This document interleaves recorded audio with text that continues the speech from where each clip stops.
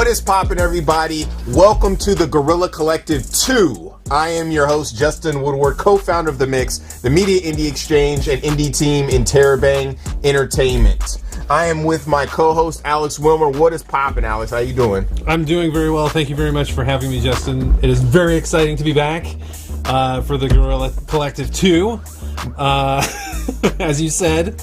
I'm super happy to be back. I'm happy to be in the studio. Yes. Where are we at? Yeah. This is our studio here in Berkeley. We're on our Foley stage, and it's very, very nice to have you here. Thank you for coming. Yes, of course. And as I said, this is our second annual. That was like a nice little grip. As I said, this is our second annual Guerrilla Collective event, which was initially started as a global coalition of leading game studios, publishers, and industry leaders coming together to help bring new announcements, gameplay trailers, and reveals from studios of all sizes direct to enthusiasts worldwide. And the tradition continues this year with two showcases where we are having during this showcase season. Check out our schedule right here for this week's event and next. There it is. Today we will start with a wide range of games and then connect with our friends in Japan for some Bit Summit picks and end the day with our Black Voices in Gaming post-show.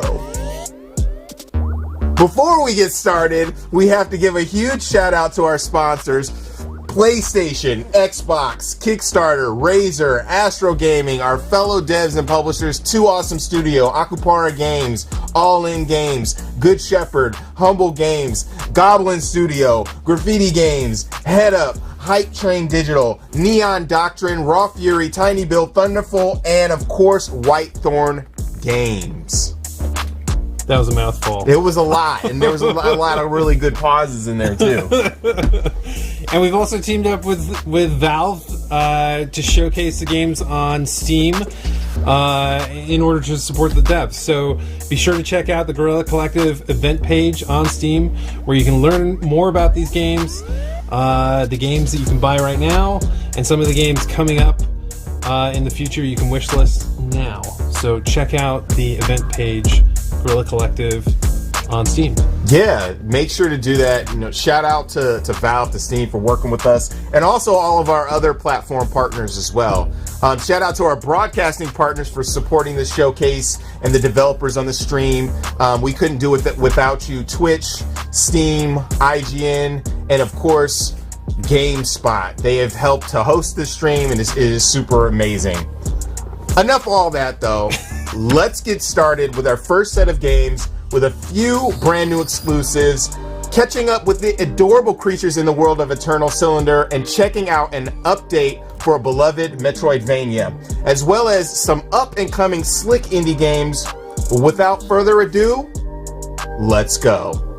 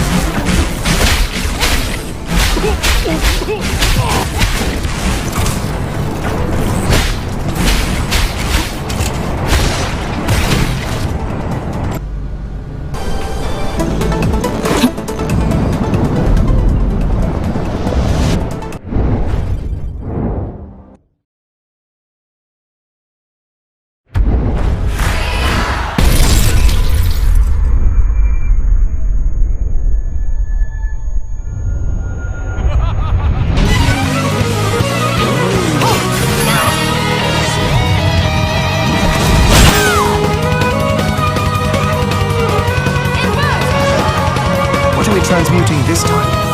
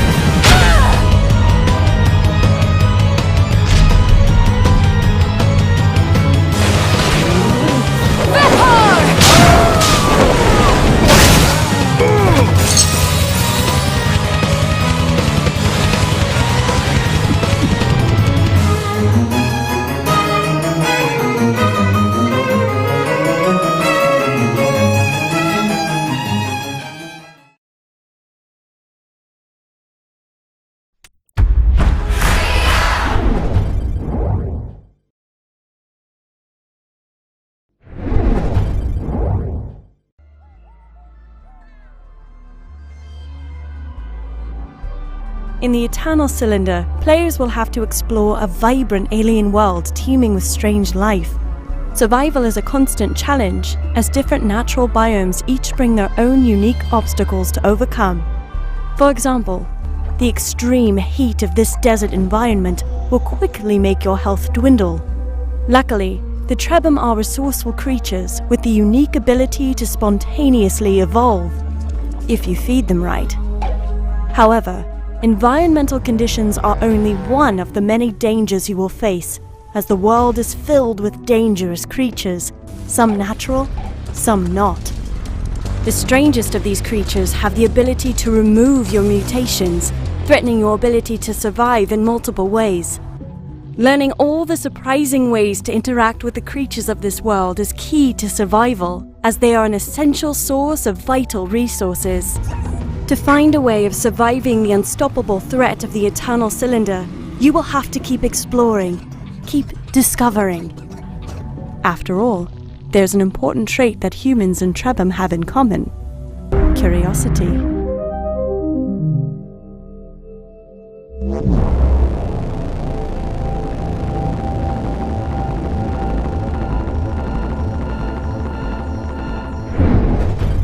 The common fox, one of nature's survivors, overcoming challenge and diversity with cunning, dexterity, and backpack miniguns.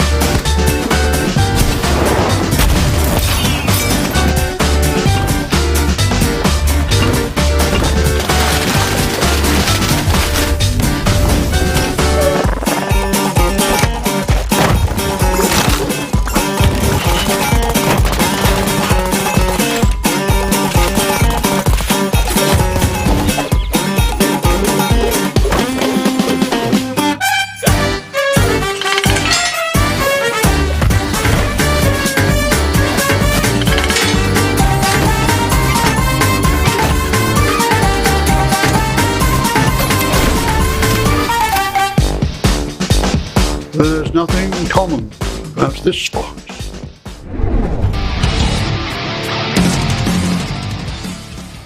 Hey everyone, I'm Daniel Piqueras, a 23-year-old solo developer from Spain, and Axolotl is my first game. You play as a hungry axolotl with an AK, shooting his way through madness. People often ask me how I came up with the idea, and the truth is quite silly. I was joking with friends, and suddenly I said, imagine an axolotl with an AK-47? Wait.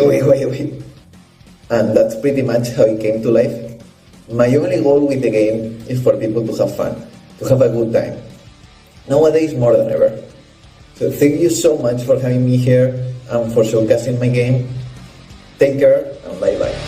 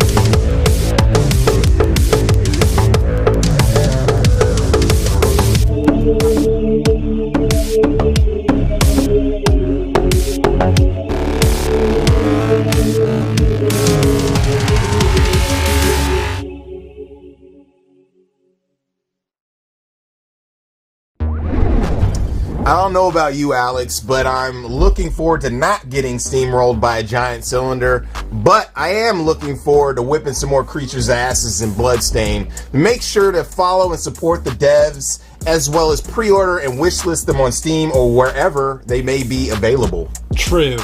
And up next, we're taking a ride with some fast-paced action titles. Then we're switching it up for some darker, more moody vibes, as well as showing some love to a couple of games from the Black Voices in Gaming Freshman Class 2021. Let's start with a kick-ass trailer and hop into some more games. True.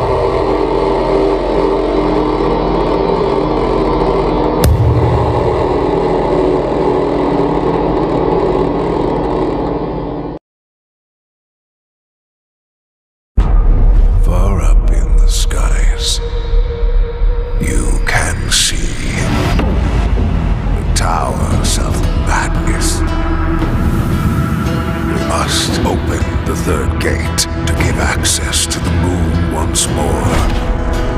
We do this unwillingly, but we must.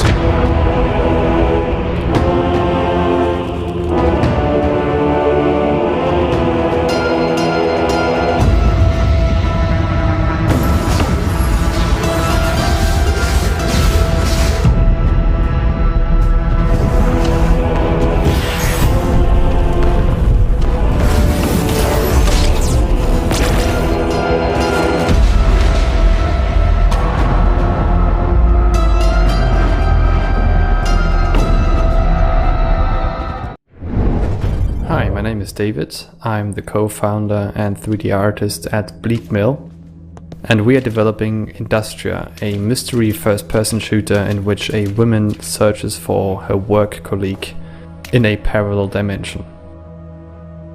The game is a lot inspired by Half-Life 2, BioShock, and the works of David Lynch.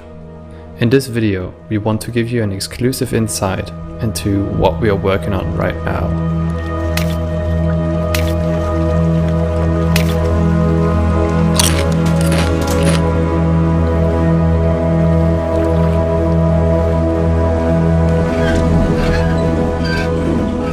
The first thing to show is the new enemy type we call the Hound. They feature a pack behavior, means they have a leader and the others in the pack just follow that leader. They are quick, agile and harm the player a lot with their saw blades.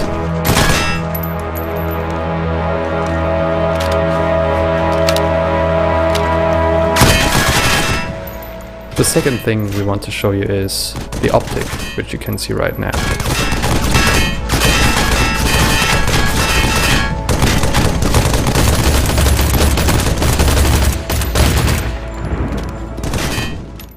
The optic is a long-range enemy that pins down the player with a machine gun.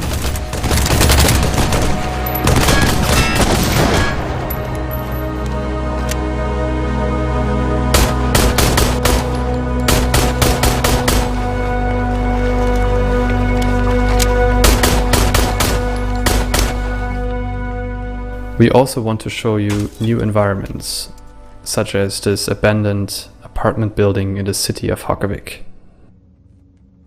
Hundreds and thousands of people lived in the city, which is now abandoned and filled with robots that want to kill the player.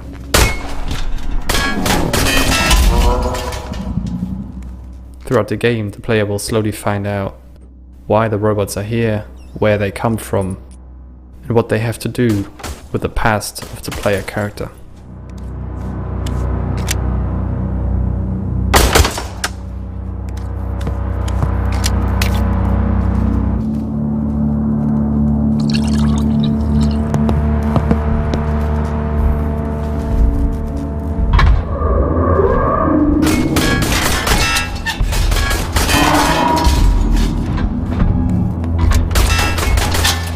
If you want to support us, feel free to wishlist Industria on Steam and or follow us on our social medias like Twitter and Instagram. Thank you, and see you next time.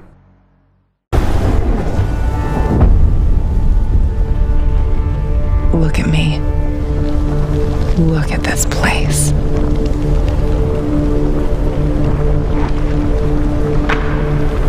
This place is definitely not what it used to be. It's like a snake, shedding its skin over and over again. You have to learn it all over again. Feel it. Tame it. I feel you getting closer to the heart of evil. Soon you may reach a point of no return. Don't trust your own. Time. What is time, Igor? You can never change what's already occurred, because every change creates its own space-time continuum. We can be together, Igor, but you have to learn the truth if you truly want to find me. Now you must do whatever is necessary. After that, it won't matter anymore. Change the past, Igor. See where it leads you.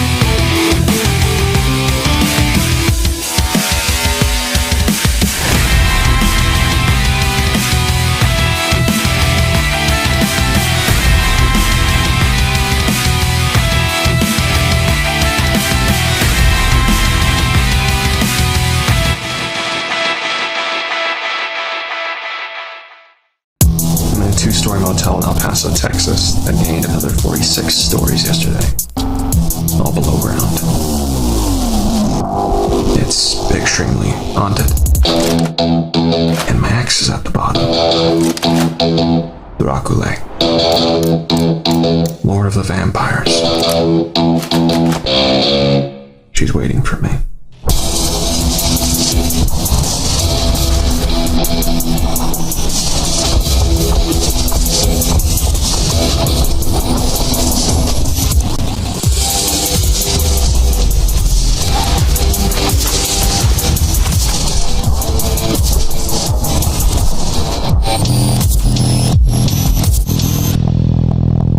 Would you believe that this is a love story?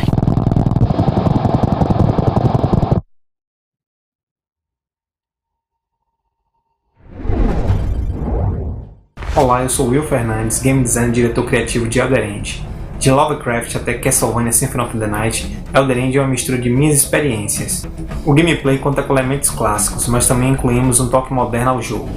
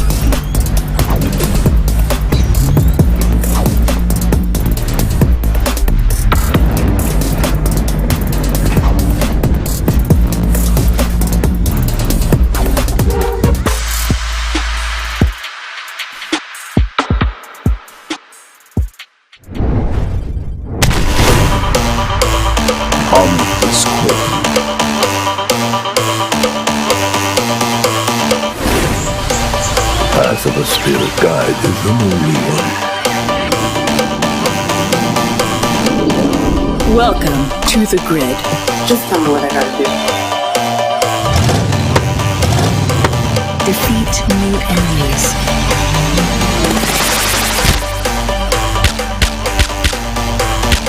Go and save Gora.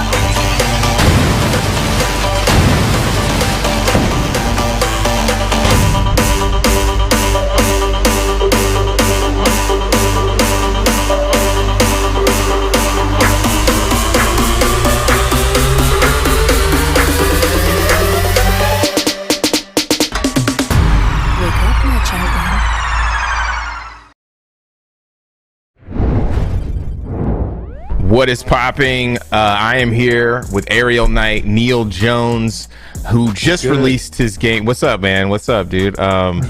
He just released his game, Never Yield, and you know it's been blazing up these streets, especially as far as like you've got mad press and everything. But we're here to talk about Black Voice in Gaming, freshman class, and really how that came together, because it's been a real magical experience. So can you kind of talk about that and like what it is? Yeah, so Black Voices in Gaming freshman class was an idea where we kind of reach out to the upcoming games made by black talent in the game development space, in the game industry.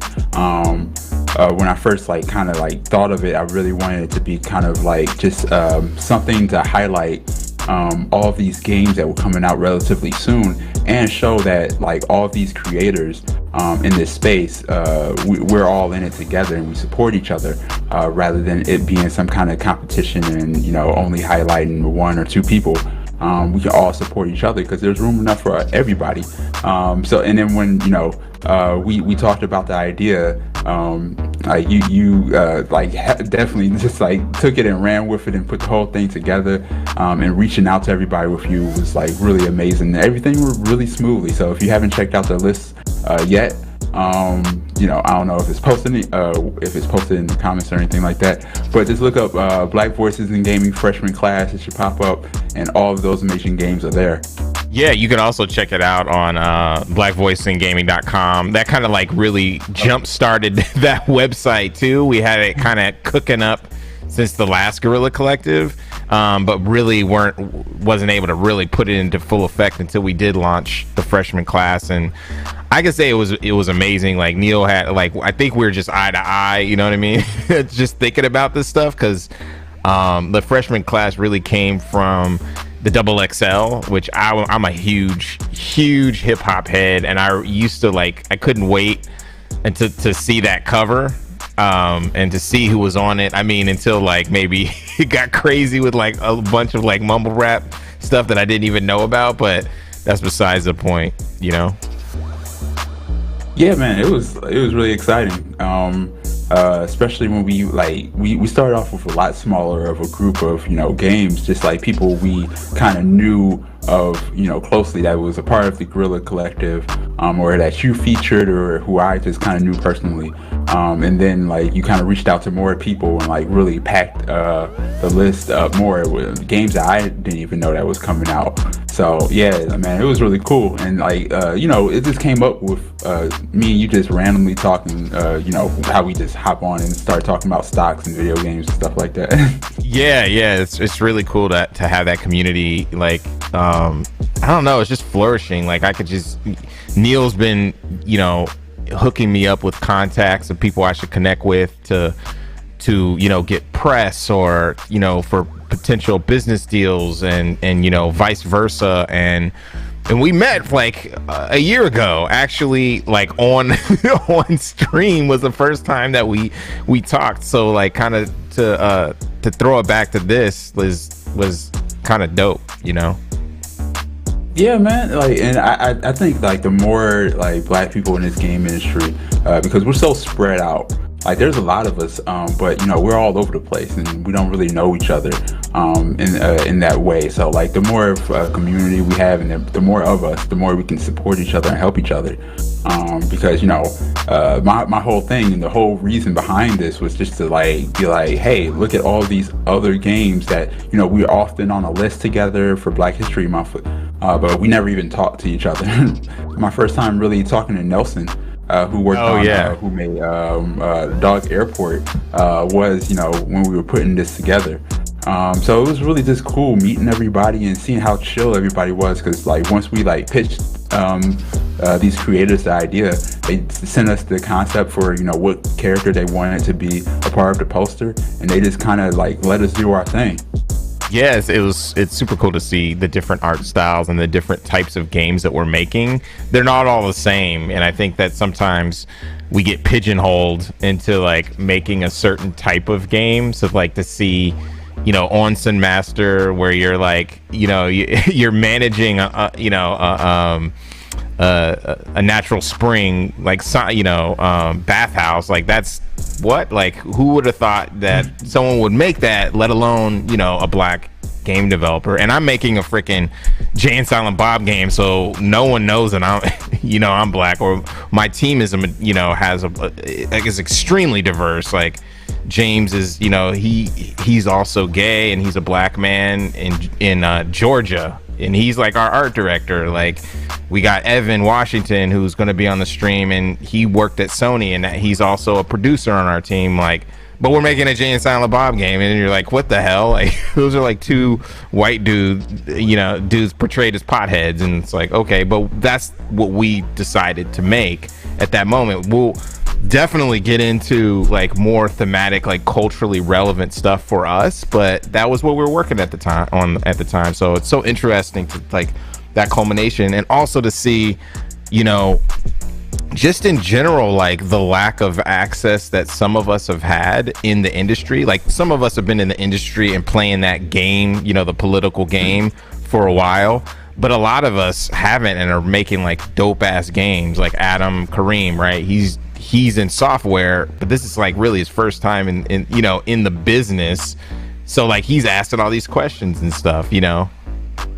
Yeah, and it just shows, you know, that no matter what your background, where you from, hey, we are down to connect with you, to support you, and to promote you as much as we can. I will say, if we do like another list, I now that, you know, the first list is out there and like people kind of know about it and it has a little bit of attention, the other Black creators out there who, you know, that we aren't connected with, because, you know, we only know who we know. We want y'all to reach out to us and, you know, say, hey, what's up? And, you know, anything that we can do to help you, we want to do that. But, you know, like this first list, it was like really quick. We did this in like 2.5 weeks. Yeah. So it was like really fast forwarded.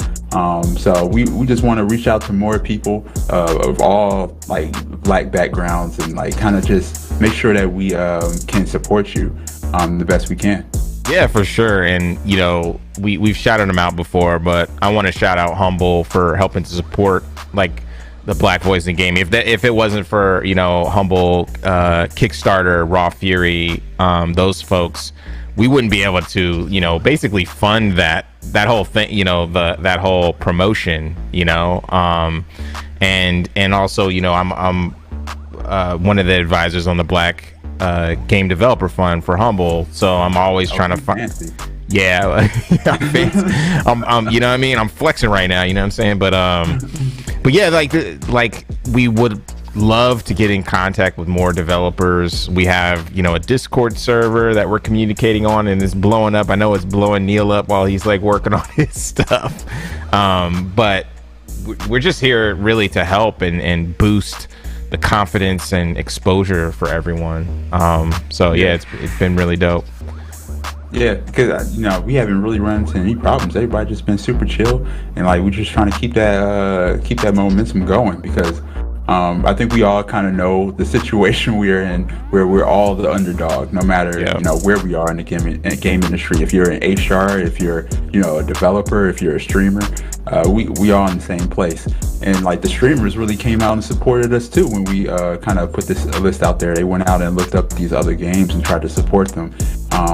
And if you didn't know about the list, now you know. So like keep a lookout for the next one.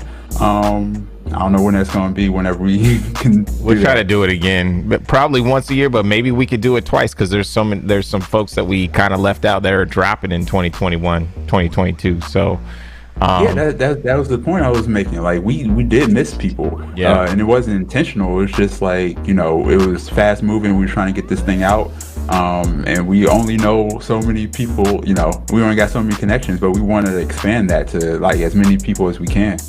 Yeah, for sure. So where can the folks find you, Neil? Oh, you can find me at Ariel_Knight on Twitter and everywhere else. Cool, man. Thanks for joining us, and yeah, make sure to check out Black Voice in Gaming. Man. You've been amazing. The Guerrilla Collective is dope. You put together this list. You did way more work than I did, but I just appreciate you, you know, taking like this idea and just running with it and doing your thing. For sure. And we got the Black Voice in Gaming coming up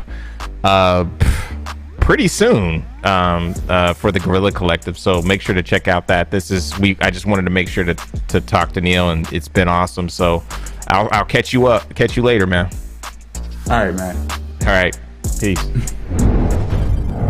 Man, it's so great to see some of the new titles, and also follow up with teams like Retro Ninja with their game Run Die Run Again, to see how their game is coming together as they iterate on the design, mechanics, and just overall graphics. El Paso Elsewhere and Run Die Run Again were both games from developers who were also included in Black Voice in Gaming freshman class. The Black Voice in Gaming stream was first started last year's Guerrilla Collective. during the time of civil unrest. Check out the Black Voices in Gaming post show.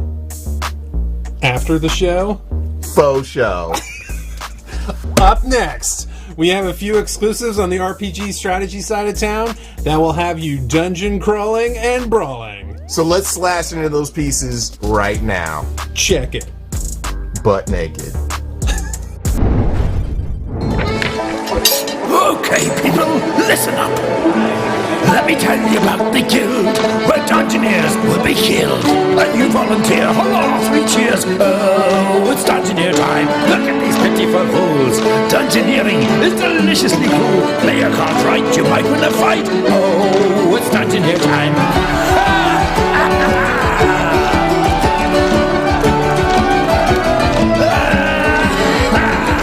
Just in case you're wondering, we wanna be pillaging, we wanna be plundering, we wanna be dungeoneering.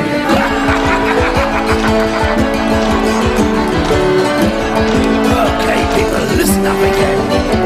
You place monsters in the way. See how they run away. New recruits can get all the loot. Oh, it's dungeoneer time. Let me hear you again now.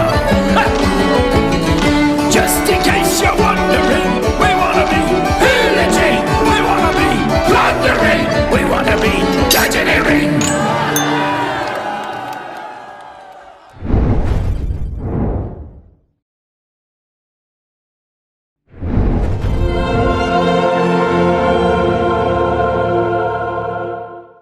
Once upon a time, our lands teemed with creatures great and small. The beauty of the worlds was unrivaled. The people thrived and lived in harmony with the land around them.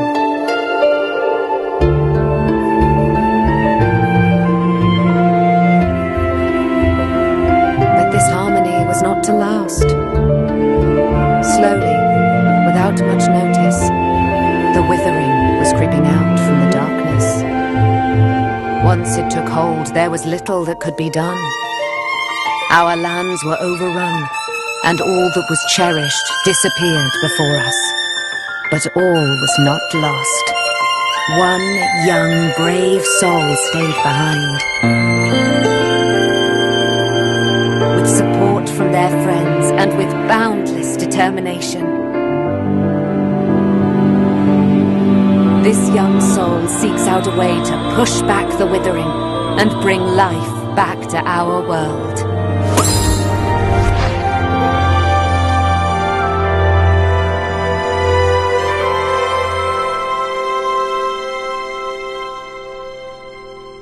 Grow, Song of the Evertree.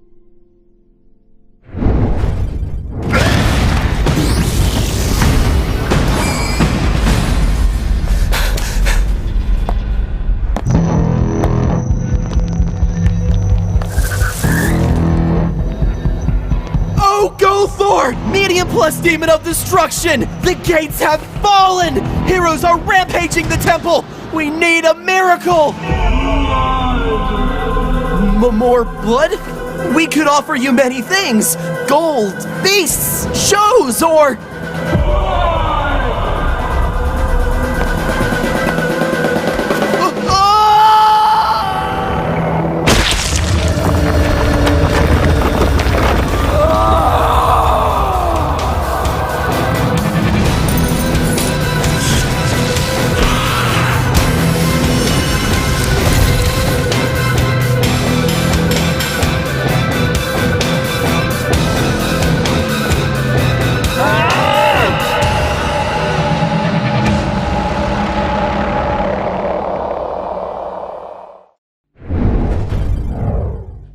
Once upon a time, 3 courageous tinkerers lived together in the woods.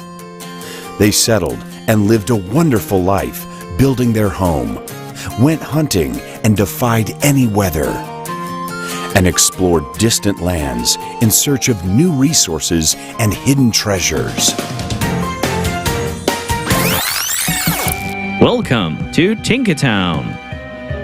My name is Julian, and I'm with HeadUp, the publisher and developer behind this charming pixel sandbox RPG. Since Tinkertown went into early access last November 2020, we've continuously updated the game.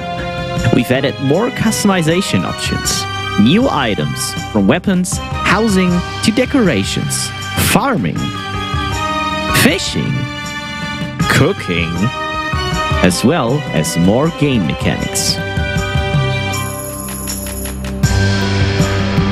And as we've been developing with you, the community, we've decided to give the next update some more awesome features you've been waiting for.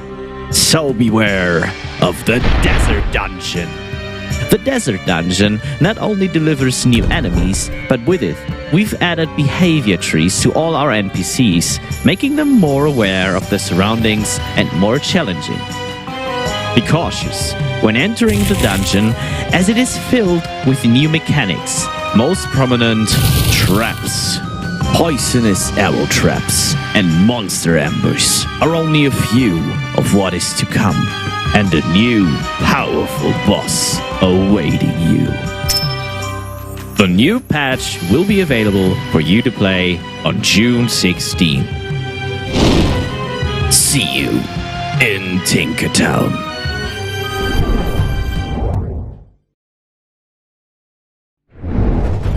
We are the Zodiac Legion. Our enemies beset us on all sides. Once, our knightly brotherhood stood as a bulwark against the forces of evil. But when the stars abandoned the world, we were left weak, divided, and lost. We could rely only on the strength of our arms and eternal devotion to our cause. But today, the tides of magic course through the land once again, and we are ready to reclaim our lost heritage. We have taken the fight to the enemy. Empowered by the Zodiac, our champions can bend the battlefield to their will, shattering the enemy's formations with magic and vanquishing their minions with righteous fury. We explore ancient ruins in search of forgotten artifacts to support our war effort, slaying the horrors that stand in our way. Yet some of these abominations may prove more than a match, and our brothers may bear the ultimate sacrifice to bring about victory for the entire Order. The blood of the fallen shall inspire the rest of us to carry on. As we grow stronger in the ways of the Zodiac, we learn how to adapt our approach. The spirit of Taurus allows our warriors to break through stone, giving their comrades the opportunity to flank the enemy and drive a salient into their defenses in a single mighty charge. With the foe's shield wall in disarray, nothing can stop us from delivering the killing blow. But we won't win through bold deeds alone. We need to equip our champions for the many tasks that lie ahead and choose our battles wisely. The dungeons of our adversaries still hold our long-lost brothers, whose zeal could not be quenched even by death. We must rescue them and secure their escape by any means if we are to deliver them safely to our citadel, where their wisdom will drive our scholars towards new discoveries. Yet the engines of war grind on through all the lands. The enemy seeks to flood us with even more misshapen monstrosities, while we drown them in a rain of fire. We are the Zodiac Legion.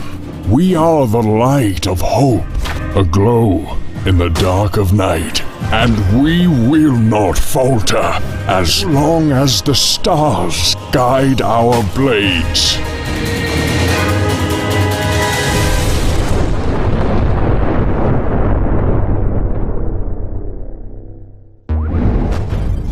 That was awesome. So many great games in every genre. I'm really happy to see the new ideas and remixes of styles come into the mix this summer. Yeah, such dope stuff.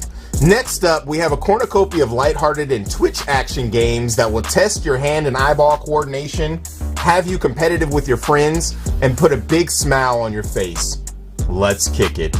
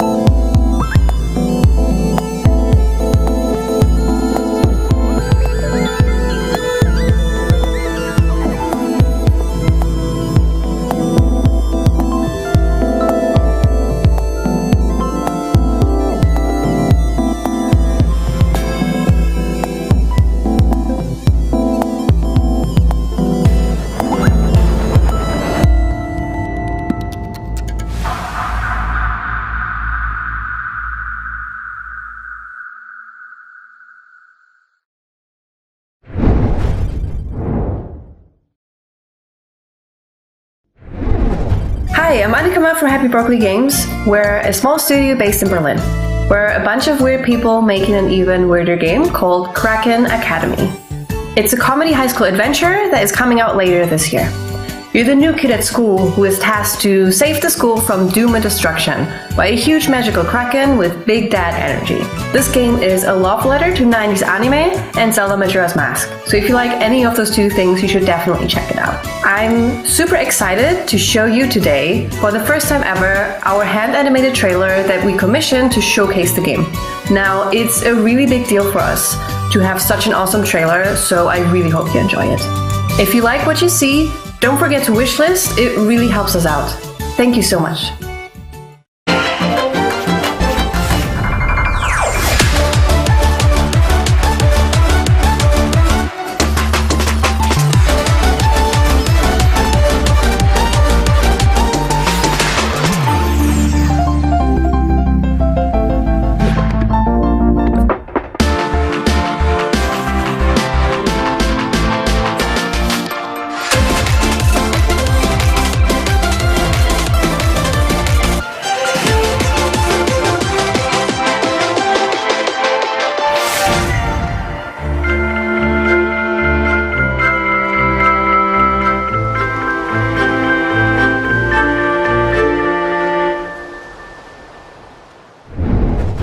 Three, two, one, go!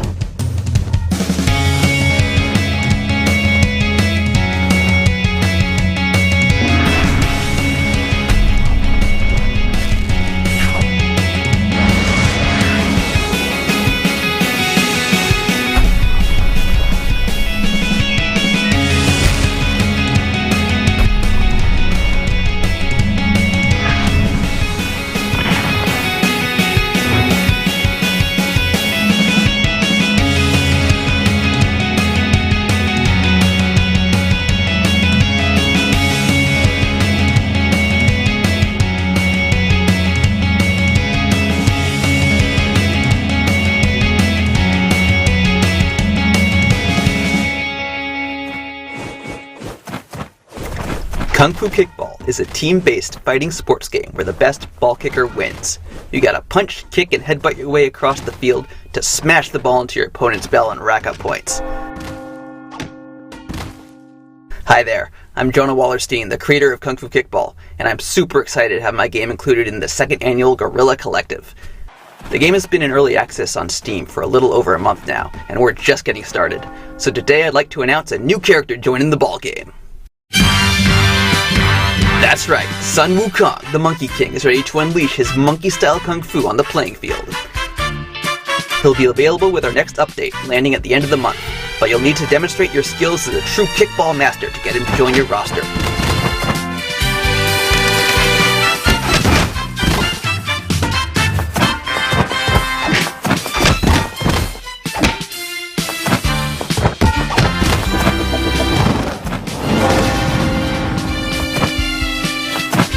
So look forward to challenging the Monkey King in a few weeks and keep an eye out for Kung Fu Kickball, coming to console later this year.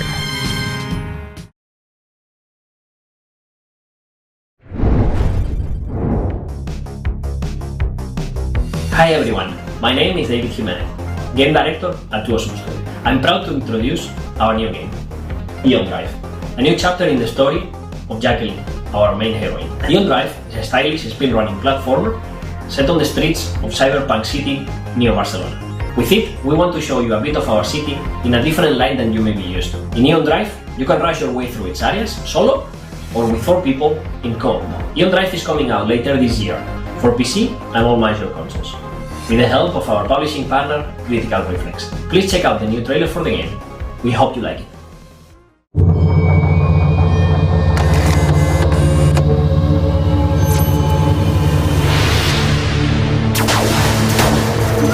We've been hit! 30 seconds to find all the drive cores.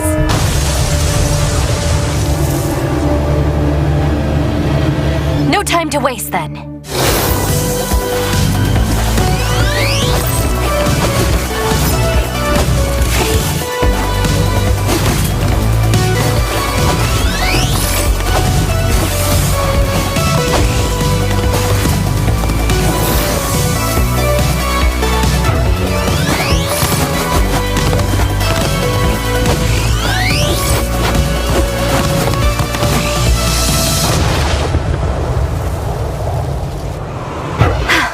We're through.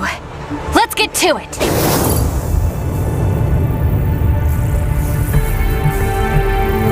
And now, a little something to whet your appetite.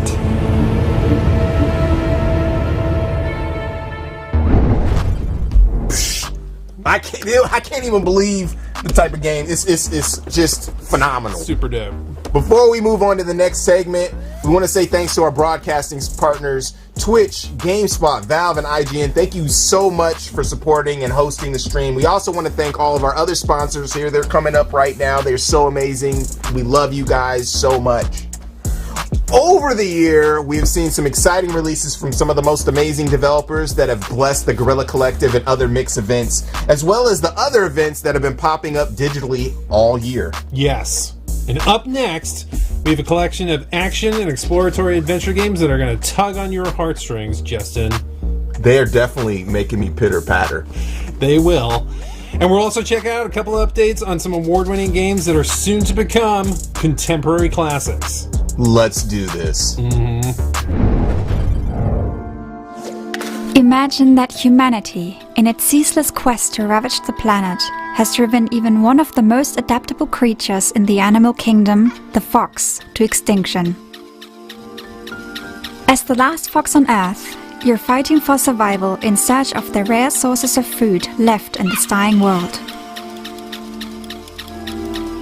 But you're not searching food just for yourself alone. Your clumsy cubs are eagerly waiting for your return and the safety of your shelter.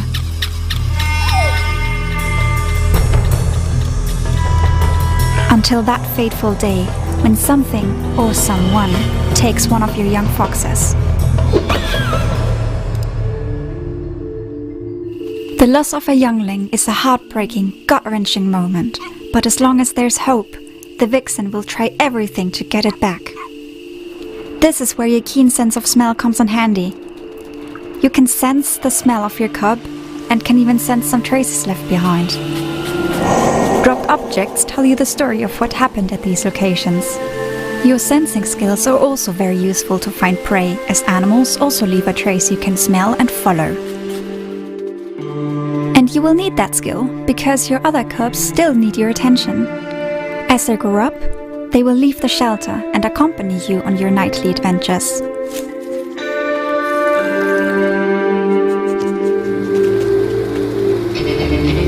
They are new to this world, so keep the little ones close and safe. Over time, they will learn essential life skills and can do their part for the survival of the group.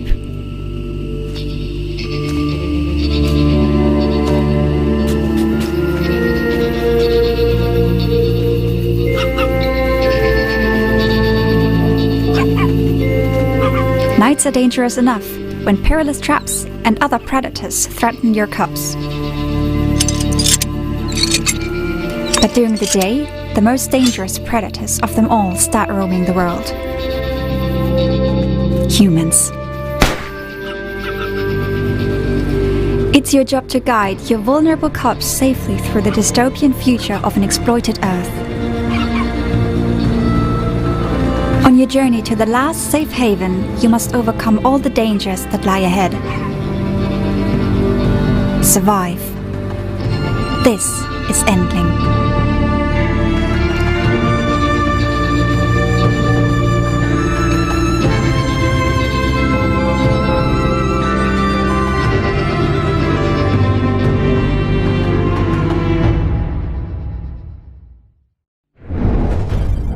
Hi all, I'm Michelle, the game director of Beasts of Maravilla Island, a 3D adventure game about discovering extraordinary creatures, learning their behaviors, and most importantly, photographing their majesty. Today I'm going to show off some content from a zone we haven't shared much gameplay of before, the Glimmering River. This luminous locale is home to a number of unique beasts, from mushroom frogs to bats with butterfly wings to mischievous otter crocodiles that love to play. Each of these critters has a unique reaction to Marina. We can't wait for you to find and photograph them all. The Glimmering River features puzzles where you must cooperate with the animals in the area in order to progress. For example, using the Maravian scaled otter, or as we like to call him, the Otterdial's playful spit behavior to grow flowers that'll take you up to new areas. One of our favorite parts of the Glimmering River is a game of fetch that you get to play with the Otterdial. If you wait for just the right moment, you can catch a shot of him doing an impressive backflip before diving down into the water to fetch his toy. This is one of the many opportunities to engage with creatures in meaningful and non-violent ways in store for you on Maravilla Island. Beasts of Maravilla Island is coming soon to Nintendo Switch, Xbox, PlayStation 4, and PC. We're so excited to see the amazing photos that you take.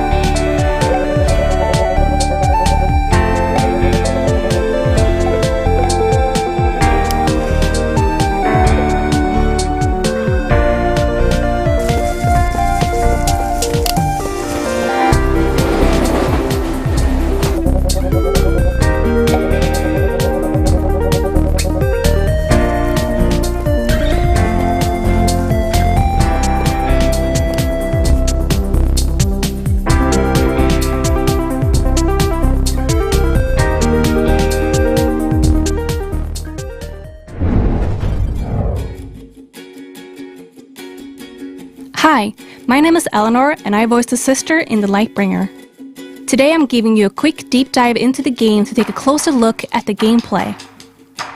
The Lightbringer is a poetic adventure platformer with a heartfelt narrative presented entirely in verse.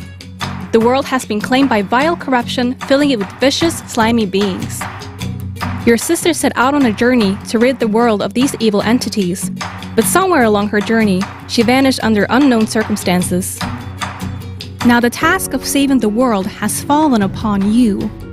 Guided by your sister's spirit, you aim to succeed where she could not. The goal of each level is to reach a monolith and cleanse it from the corruption that has taken control of it. You do this by collecting power in the form of light motes that are spread throughout the level, often cleverly hidden outside a beaten path. Best keep your eyes peeled. Your journey will take you through tropical islands, icy tundras, dark dungeons, and mountaintops high above the clouds, all with their own unique mechanics. Each level works as its own little world, filled with platforming challenges, puzzles, and enemies. Speaking of enemies, you'll often find yourself fighting the corruption, both smaller enemies as well as large sentinels brought to life by the corruption. These encounters will test both your skill and determination, and they will not give up without a fight. We hope you have enjoyed this quick presentation, and we look forward to showing you more this summer. As for the game's release date, it'll be out when it's out.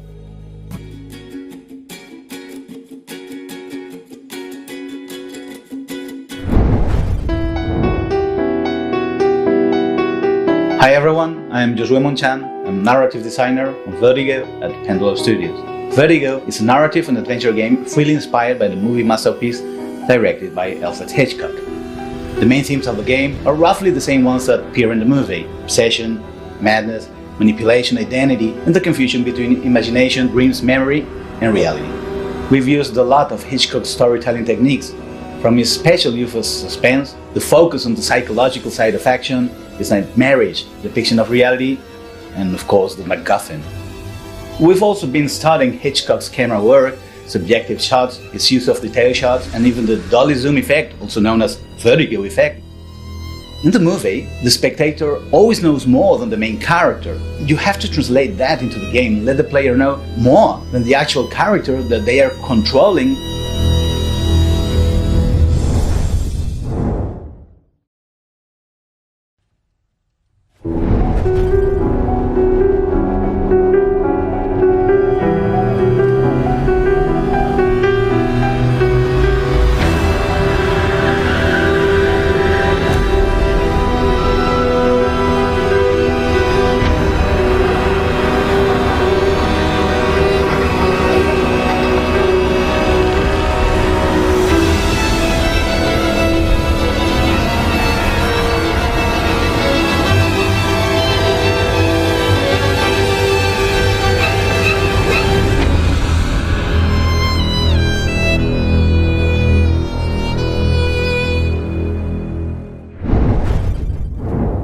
Amazing games. Of course, it's pitter patter on my heart. It's just every time I'm feel like I'm getting a shot of adrenaline. Those are some awesome, maybe that's not adrenaline, but those are some awesome games. Next up, our friends at Neon Doctrine, formerly Another Indie, have joined us to show some of their amazing titles. Let's check it out now.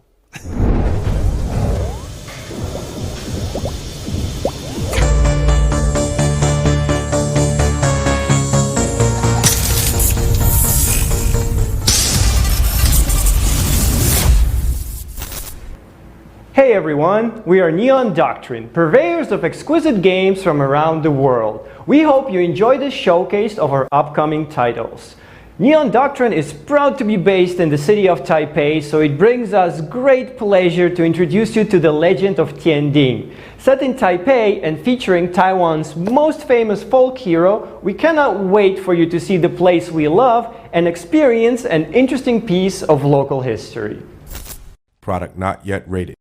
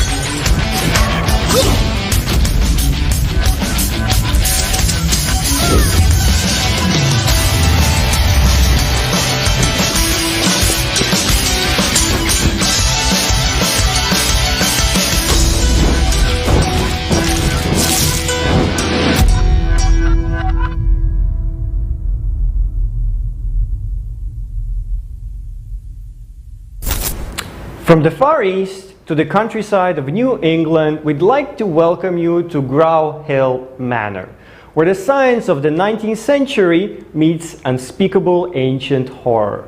Don't get lost now. You'll never know what you'll see if you open the wrong door.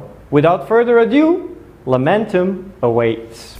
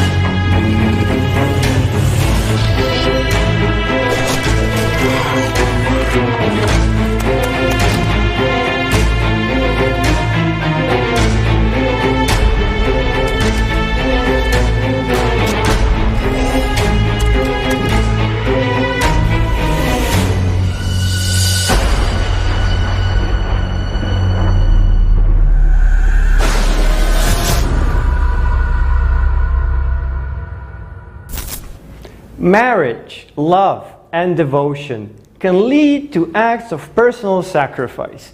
But for my lovely wife's hero, these noble acts are twisted into acts of depravity. Would you be willing to betray and murder those who trust you in order to save your true love? How far would you go to bring back your lovely wife?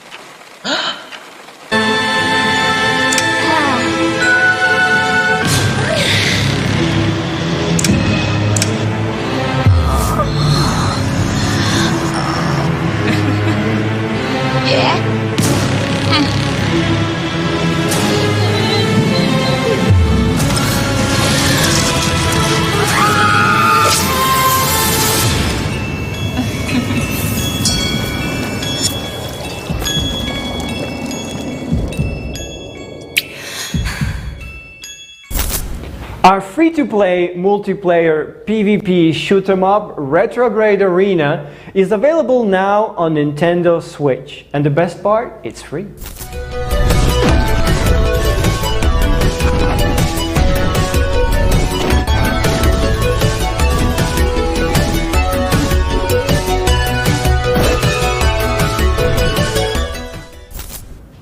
We have a friend we would like to introduce you to. And I think it's best if he speaks for himself.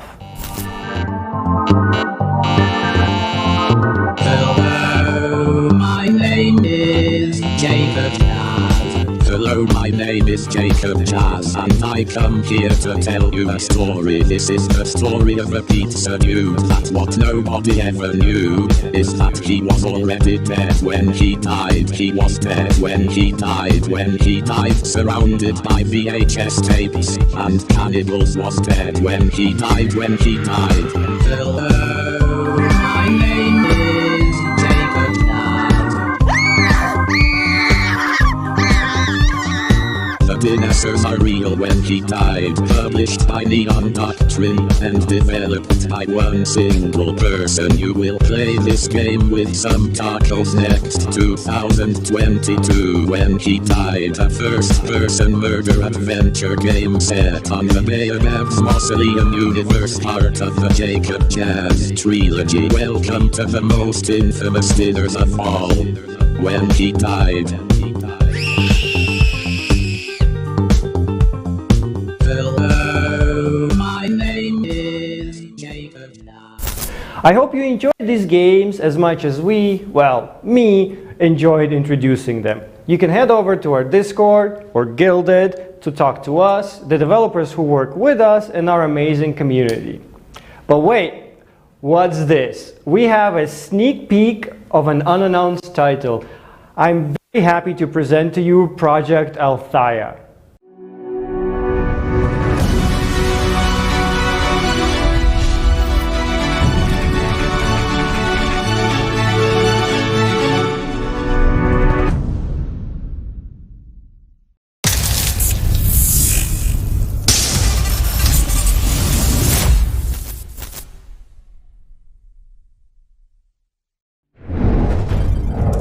Thank you so much to all the developers and to you for tuning in. And make sure to check out the Steam Guerrilla Collective event page and wishlist some of these games. Yeah, definitely support the developers. For our first day's finale, we are going to be traveling to the east to connect with our friends at Bit Summit, who will be showing some of the most inventive and interesting games coming out of Japan. Let's get it.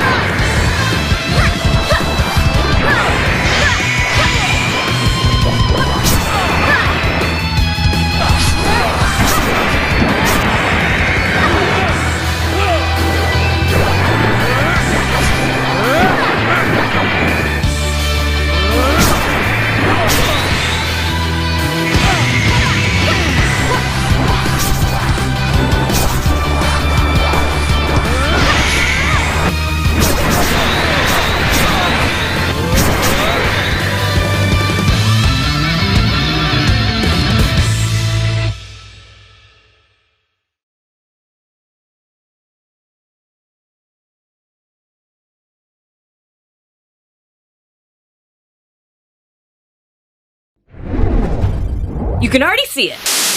But Whitewater Wipeout is a surfing game for the Playdate that pays homage to the classic California games. Plus, it's made by our boss and legend, Giles Goddard. I'm current CEO, Giles Goddard. We haven't announced it yet, dang it! Phoenix!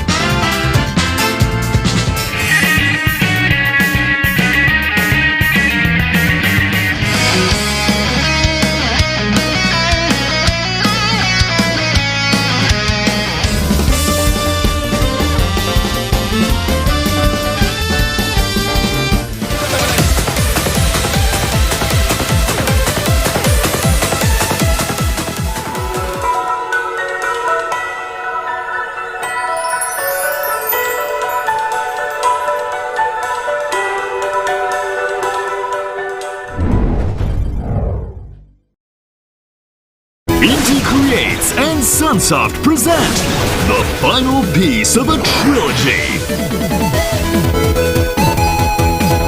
A metal attacker embarks on a brand new adventure. The side view and top-down action is more intense than ever before. Jason's third battle against mutant kind is about to begin. What new threats await him in a new dimension?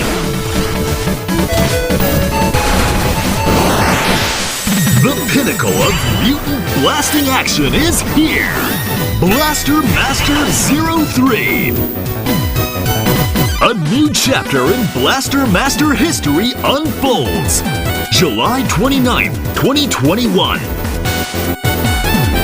Inti Creates.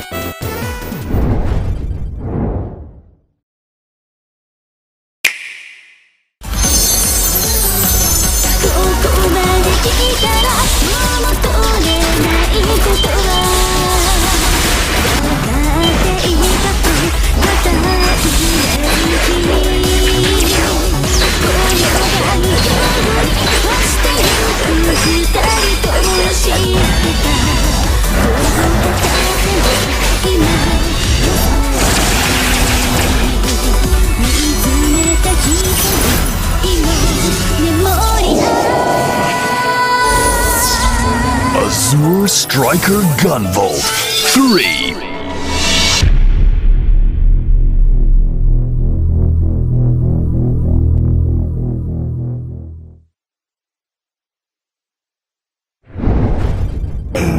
That was super cool. Bit Summit is awesome. Can't wait to go back to Kyoto to experience it when we can. Amazing. Yeah, that was the best. I think if you get a chance to go to Bit Summit, do it. Take it. It's amazing. Yeah, shout out to them for showing their games on this showcase for sure. Thanks once again to our sponsors and broadcasting partners for their support. We're going to shout them out here once again. PlayStation, Xbox, Kickstarter, Razer, Astro Gaming, our fellow devs and publishers, Two Awesome Studio, Akupara Games, All In Games, Good Shepherd, Humble Games, Goblin Studios, Graffiti Games, Head Up, Hype Train Digital, Neon Doctrine, Raw Fury, Tiny Build, Thunderful, and Whitethorn Games. Yes, and be sure to check out the Guerrilla Collective event page on Steam, where you can learn more about the games, wishlist those games, buy the games that are available now, check it out. Wishlists help, so do it. Do it. Definitely support them. Thanks to Wilmer Sound. Sir, you have been awesome for opening up your space. Yes, I'm so happy to open my space to you. Always, I love being in your space.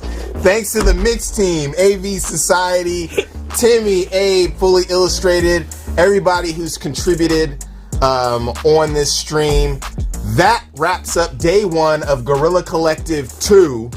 Coming up next is our next installment of Black Voice in Gaming, where Alfonso Hooker will be joining me for some interviews and exclusive gameplay sessions with some amazing devs and their dope games. Be sure to stay tuned at the same time next Saturday at 8 a.m. PST, 5 p.m. CET, where the Guerrilla Collective gaming greatness will continue, along with the spotlight on uplifting and thoughtful indie games in Wholesome Direct. We're going to take a quick break and come back with some more Guerrilla Collective with Black Voices in Gaming next. See you soon.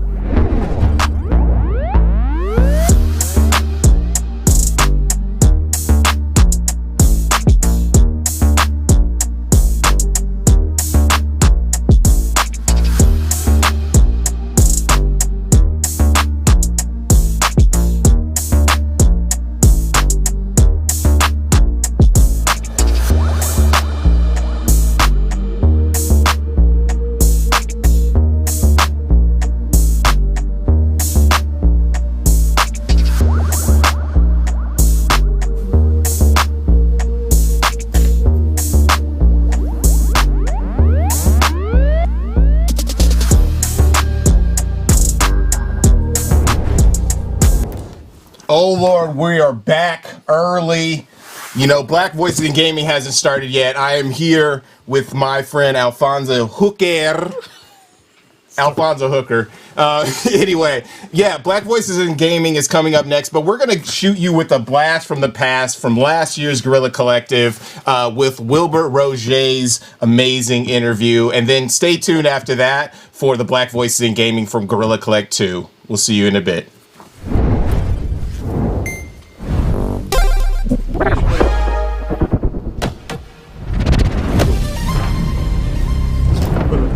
Hooker. Will is an amazing composer. He worked on Mortal Kombat. I like how I have a shitty Dixie, like a shitty cup. I believe the sound design and the music for that. Talked a bit about him. Talked with him a little bit about that before. And he also is composing and doing the audio design for a game, Anew, which is it's an independent game. It's really awesome. Worked on Crystal Dynamics, on Tomb Raider, I believe, and some other projects. So it'll be awesome to talk with him and also showcase Anew. Okay, so let's roll to the trailer. Try to cue one up right now. Just check it out. Just test it. I'm gonna clean this off because it's like fingerprint prone. That's it. What? The screen? Just the back. Yeah, I was like, wait a minute, you can't use Clorox on screens, homie. Man, come on, that's sacrilege. Justin, do you see it? We did that song. What happened? Do you see the message? Wait, what happened?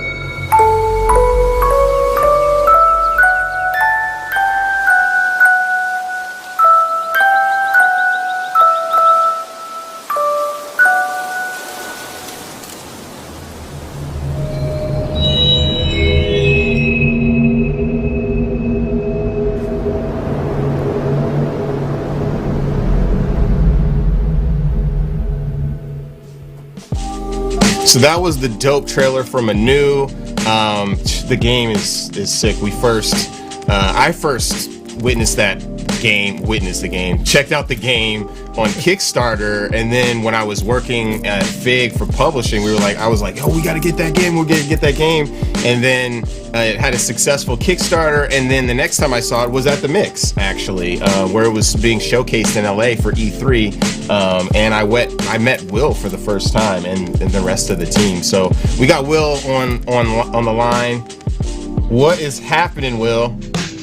Hey, how's it going? All right. Okay, cool. Can you hear us? I can hear you, yeah. Okay, cool. I can hear you. Oh, yes. Perfect. Awesome. It's nice to see you again. It's been a minute.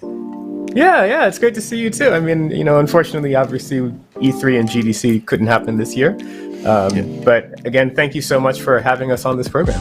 Yeah, for sure. And guess where we're at? Where you're on the podcast. So we're in Wilmer Sound Studios.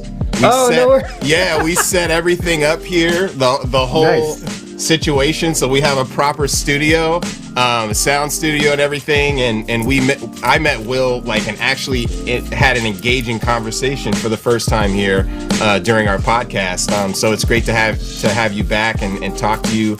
It's really fascinating your experience in the game space. I did not know, the wealth of experience you had. So, can you tell a little bit about your background before we hop into the game? Sure, yeah. I specialize in game music. Just sorry to make a brief correction, but I don't do sound design for games. I just focus on the music. Oh, sorry about that. So, no worries. So, I started quite a long time ago, and eventually I made my way to LucasArts as a music editor. And then from there, I started to write original scores for Star Wars games like The Old Republic, the MMO, as well as Star Wars First Assault and Monkey Island 2 Special Edition. And then after LucasArts ended, I started my independent career as a music composer. And that's when I did Lara Croft's Temple of Osiris, Dead Island 2, and eventually Call of Duty World War II, Mortal Kombat 11, Star Wars Vader Immortal, and now Anu The Distant Light. And that's kind of that's super dope. My background, pretty much, yeah.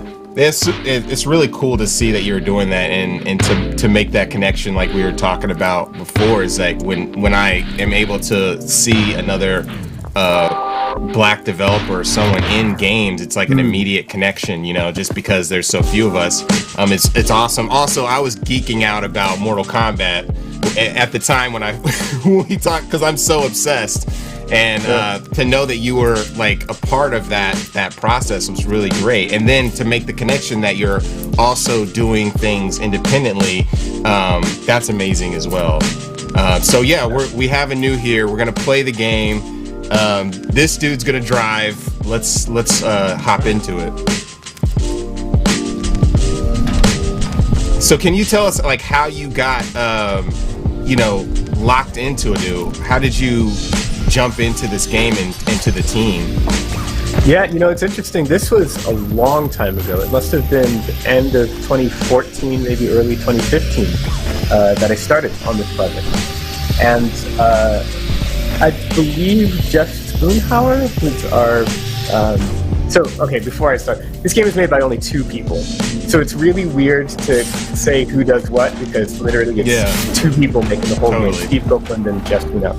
But Jeff, who's more of the artist, he played Lara Croft's Temple of Osiris, and I guess he liked the music, and so he reached out to me, and he showed me just a brief visual demo of it's kind of a look development thing where they were showing some of the day-night cycle in the first level, and I just thought it was so gorgeous, and I'd worked on high-profile franchise titles for quite some time, but I really wanted some sort of an indie project that was more focused on making kind of a very artistic statement, if that makes sense.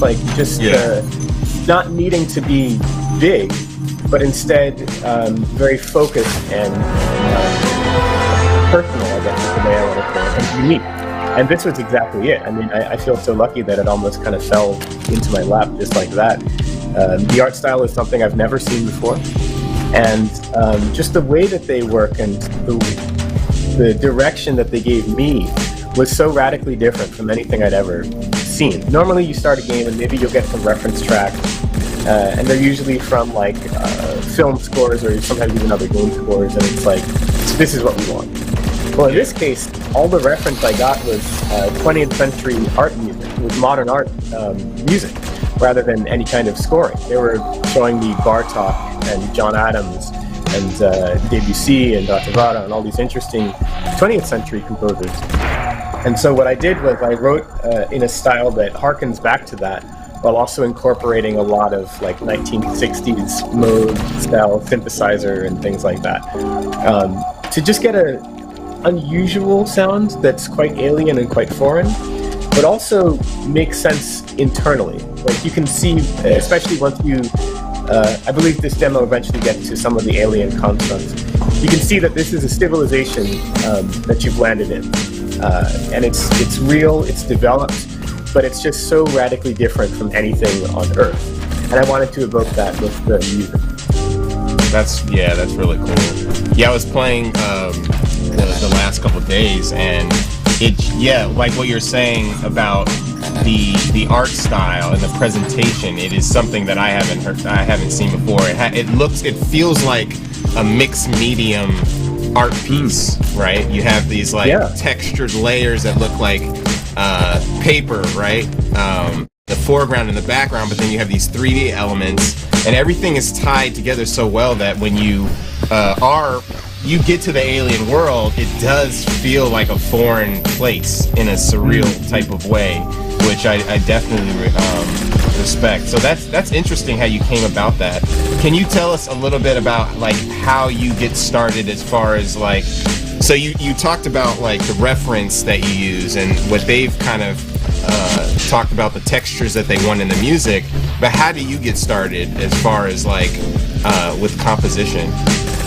Yeah, so by the way, if you want to get out of this ship, I think you go up and to the left, and then you're trying to get down. So there's like a chute that you go down to get to the next level. Thanks. I'm here to it's struggle, but brothers, believe me. Gameplay, so it's big on exploration. It's not super easy to. I think you go down this elevator. Down right there. Yeah. But as far as my process, I'm quite old-fashioned. In fact, you can almost see here. I always start with scoring on paper, because for me that just lets me be freely creative. I don't have to worry about the technicalities of working on a PC right away. And once I have pieces fleshed out like that, just being freely creative and not having to worry about the reality of how is this all going to come together, the production. Then I go to the PC and develop things there. And once that's all finished and I have approval from the developers, that's when I seek out the live musicians to perform their scores. Oh, okay. So you're working with live musicians? Quite frequently, yeah. I'm very lucky to be able to do that. That is awesome. Is that how you approach most of your compositions? Is live? I see a guitar in the background too. So you must be picking up. Yeah. Because I think you told us about this before. You play mad instruments. Like you play a ton of different instruments, right? Yeah, well, I apologize for what's about to happen here, but like I have a whole rack of wow.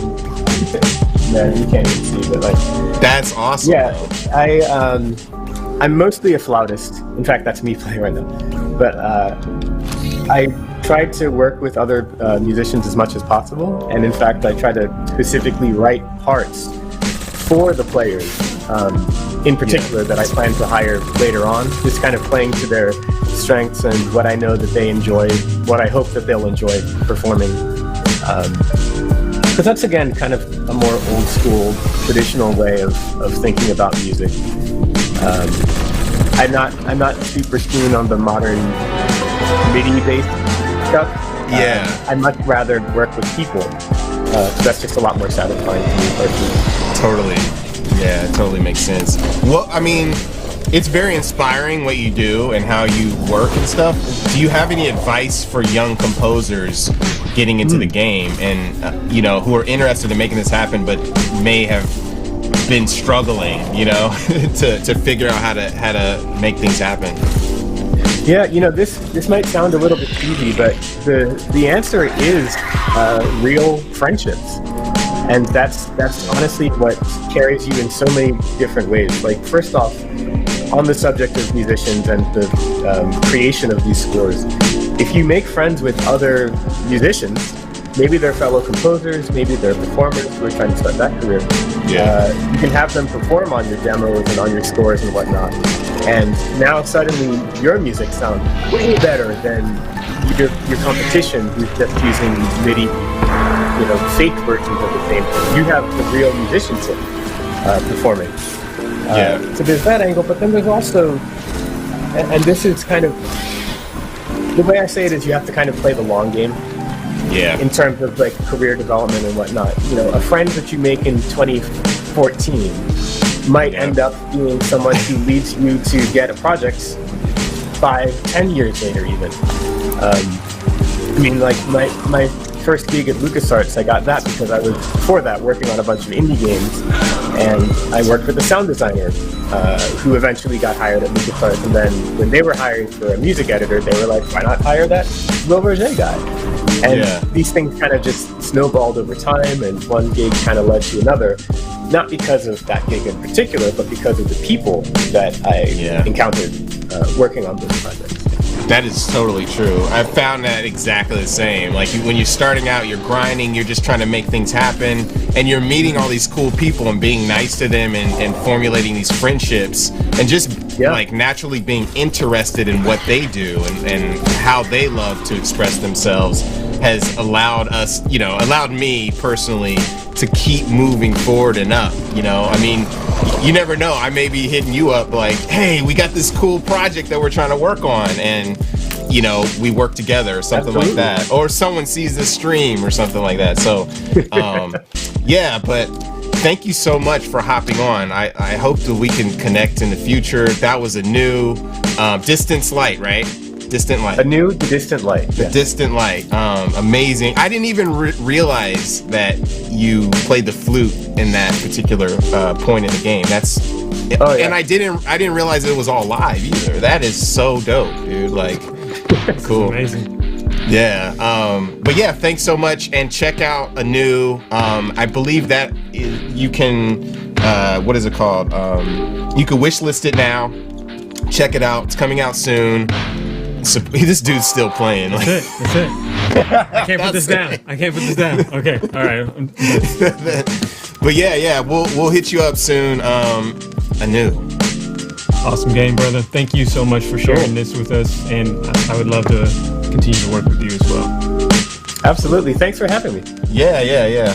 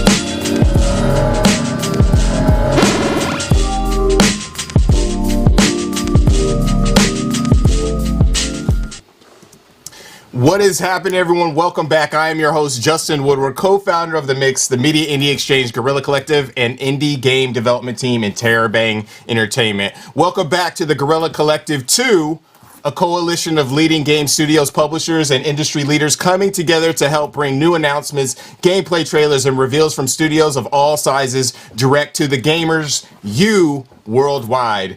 In this segment, we are going to hop into the Mix Black Voices in Gaming to celebrate amazing black developers in the industry. But first, I am joined today by my homie, Alfonso Hooker. Tell them about yourself. What's up, man? Hey, everybody. It's Alfonso. I'm founder of Tech Perfect and board chair at Gameheads. So, Gameheads is a youth of color organization focused on gaming and technology for underserved youth. So please support the organization. Go to GameheadsOakland.org and check them out. Yeah, definitely support Gameheads. Gameheads is an amazing organization. Just a little bit about Black Voice in Gaming. It was created in June of 2020 during the Guerrilla Collective 1, during the protests and demonstrations that united us all over the world. It was pretty crazy. We're in turmoil, and we were trying to figure out what to do during this E3 season or showcase season, and we decided to work with folks such as Raw Fury and make this happen. Shout out to our sponsors for today's showcase: PlayStation, Xbox, Raw Fury, who helped to make this whole thing happen in the first place, as well as Humble Games. I am one of the advisors on the Humble Games Black Game Developer Fund, which has been an amazing fund. Also, shout out to Razer for their support. Yes, Humble Games. We funded so far, which is crazy, around 14 games prototypes right now. And some of the developers are on this stream, and that were on the previous showcase that we just had for Guerrilla Collective, and we'll be there next week as well. We also have a Steam event page, so check out the Guerrilla Collective event page on Steam to learn more about the Black Voices in Gaming titles, buy the ones that are available, or add games to your wish list. Wish lists definitely help the developers a ton, so go ahead and support them.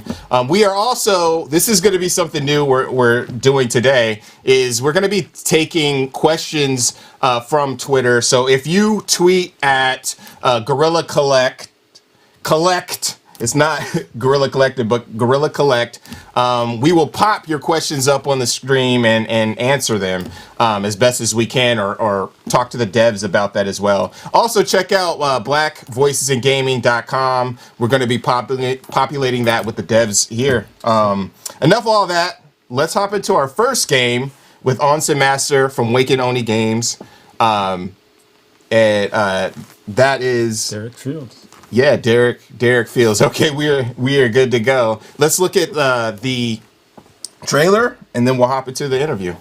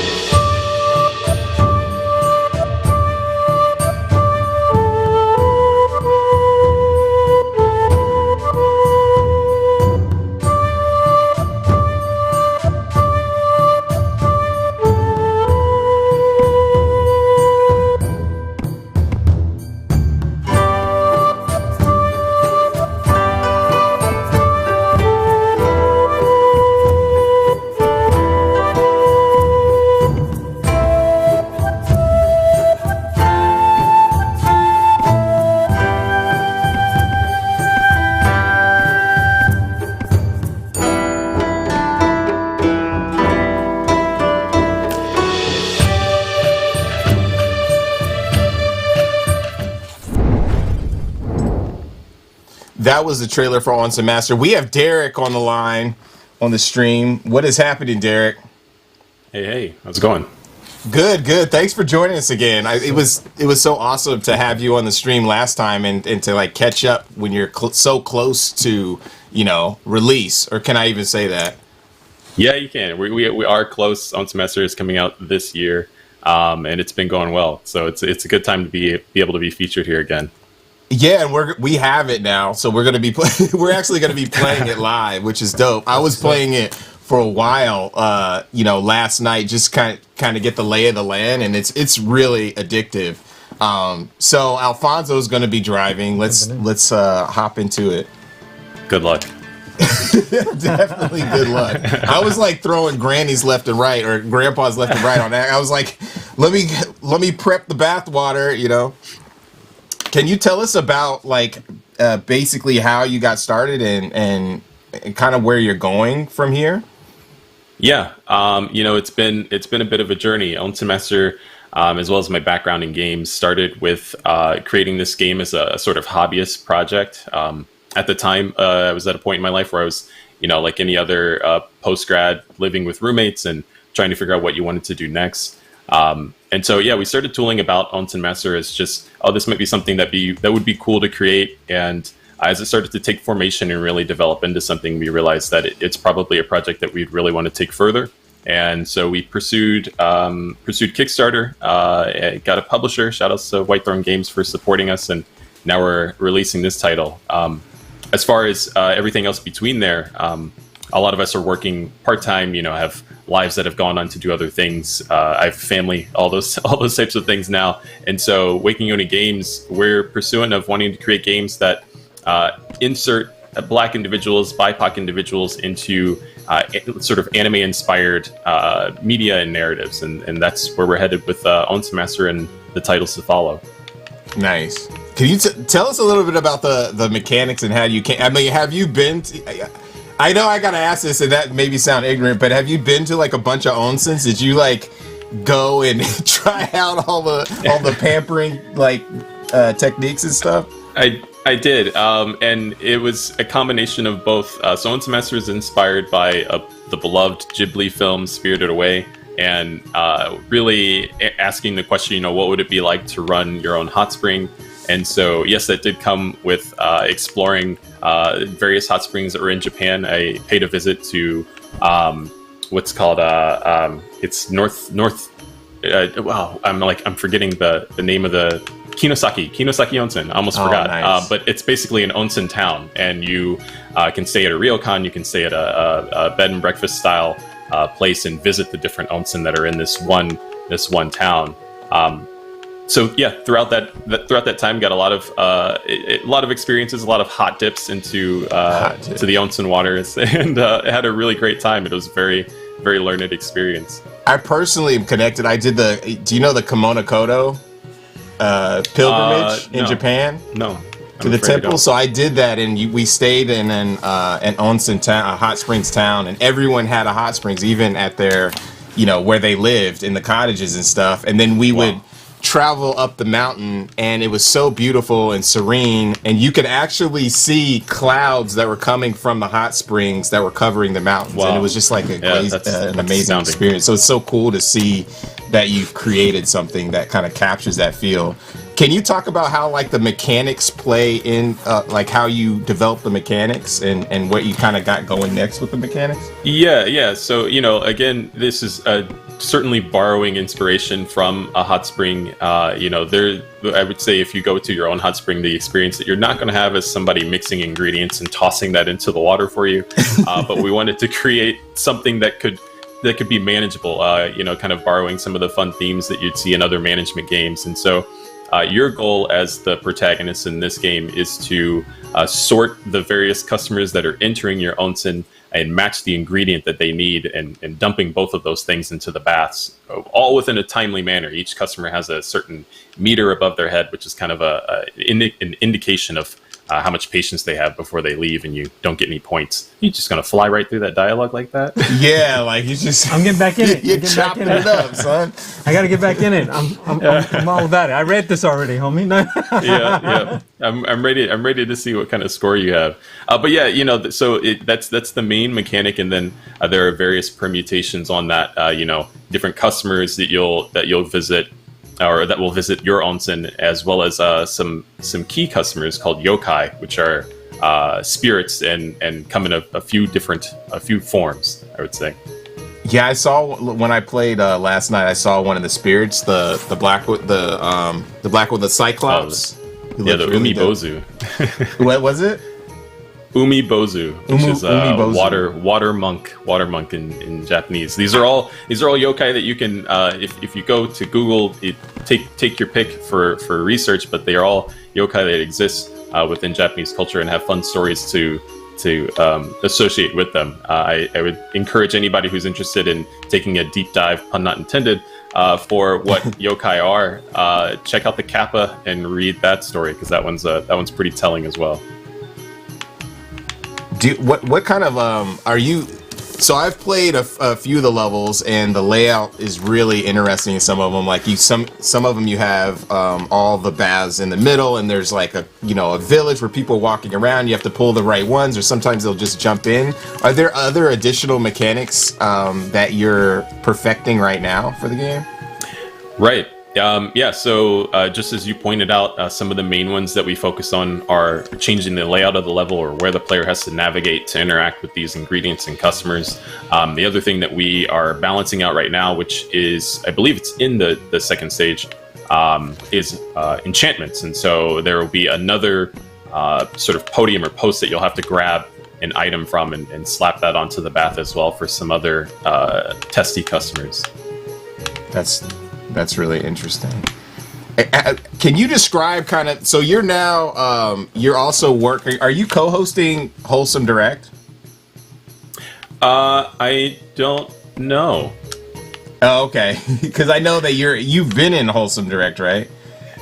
I have, yeah. I've had the pleasure of being a part of Wholesome Direct and speaking about Onsemester, as well as having an Onsemester track in the Wholesome vinyl. And so, that's so dope. That was really fortunate. Yeah, we have a special release track on that vinyl. That's cool. I may have got my lines crossed for that one. Yeah. But we'll see. We'll see what this Wholesome Direct brings. Yeah. It's gonna be dope. So, can you talk about like your experience, as a Black game developer with the community, and how that's kind of evolved over the past couple years with everything going on from your from your experience? My experience specifically, everybody's going to have some similarities and some pivots from sort of the Black experience in relating to games. And I think one thing that probably is in that echo chamber is this seeking of resources, seeking the avenues to be able to create games sustainably. That's definitely been a challenge in creating Onsenmaster and creating the titles to follow Onsenmaster. I am very fortunate that the time spent working on Onsenmaster has led me to other connections, to build connections with other people that have led to more opportunities. And so this game starting from a hobbyist project to now being able to look forward to having a sustainable studio that can make other games centered on BIPOC narratives. I'm really thankful about that. In addition to my experience, I'm a part of the education sphere, and so wanting to give back and teach would-be developers and growing up students that are growing up in that space the tools that they need. That's been another avenue that has been pursued pretty heavily, and so all those things to say, like, I can't wait for what comes next, not only at Awakening Unity Games, but the other developers that are now getting the resources they need to create projects. And are you going to be using your studio as a pipeline for those folks to come in and learn from you?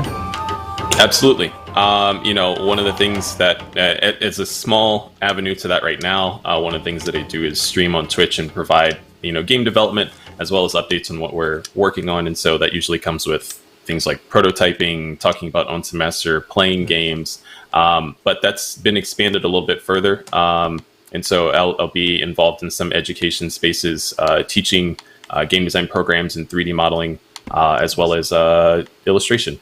Awesome. We'd love to have you come and be a guest at Gameheads as a speaker, because we typically have developers of color on, and to sort of share their industry experience. The students would love to talk to you about your experience with building Onsenmaster and everything you're working on with your studio. Yeah, let me know. I would love to chat more, and I'm always here as a parent and expecting another one on the way. It's really important for me to thank you very much. It's really important for me to be able to create experiences that can center people that look like us, but also bring the whole family together on the couch. And so that's kind of what Own Semester's pillar is, and what the other games to follow will be. It's definitely. What are some of the? Are you working on multiple titles at once? I am.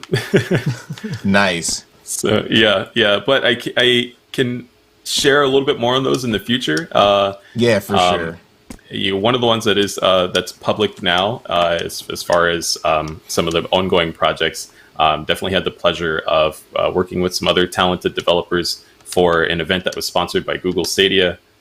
We were very lucky to receive some funding from them to continue the pursuit of this project that we created for a sort of game jam event. And so it is a miniature robot fighting game that you can look forward to more news coming. Oh, dope. So it hasn't been announced yet, or you just did it for the game jam and it's kind of, you're still like grinding on it? The game jam game that you can seek out is called Bushido Box, and that is the project that we will be continuing forward. I don't know what shape or form it will take per se, but in essence, it will be the project that you can see or reach out and search for now. So all that's public. That's all stuff that's announced in articles and all those types of things. Yeah, definitely keep sharing that stuff with us as you continue your development efforts. We'd love to see sneak peeks of anything you're working on as well. So with this game, are you going to be doing additional DLC for the game and things of that nature? We have been talking about that one a lot. Own Semester originally was scoped to be a much larger title, and for that to go out as a first game seemed a little unwise and probably would stretch our scope out. I don't know how long I'd be talking about this game for the next handful of years. But as an answer to that, to still want to pursue, designing some of the levels that we had in the back of our mind, we are going to work on some additional content after the game releases. Might take the form of some updates, as well as one or two more levels. So, but we'll see. Looking forward to it. Yeah, the game is super fun. Yeah. Like I played an earlier version of it, and it's cool to be able to play some of the different levels, and I'm definitely looking forward to playing more of it when it's out. Where can we find you, and where can we find the game? Did you guys announce exactly everywhere it's going to be released? Yeah, so Own Semester is releasing on PC and console. I can't say exactly which ones per se, but you can catch all those individual updates on the Twitter account, which is Waking Oni Games. And then if you want to hear from me, it's just Waking Oni. All right. Yeah, shout out to Derek Fields. Thank you so much. And we're going to catch you next week also on the GameSpot stream. That's going to be really dope. Right. Like, you had a really great conversation with Timur. So looking forward to that. You guys should check that out. Thank you so much for joining us and sharing your game for sure. Love the game. Appreciate being here. Thanks for the invite. All right. The game is really dope. You caught on mad quick. Oh yeah, I like the game, man. The main mechanics work really well. It's something that that the right trigger thumb sort of getting that going. I really enjoyed it. Yeah. Next up, we have a power couple.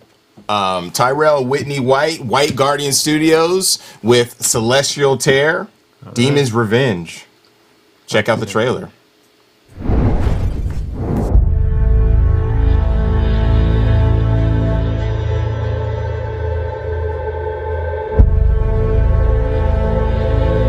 The Celestial Tear. Perilous universe to a place we once called home. Taken away by a parasitic entity, we forge a new refuge on a new planet. A place filled with hope and life. There may still be time to prepare. From the darkness, we will combat this malice. War is coming.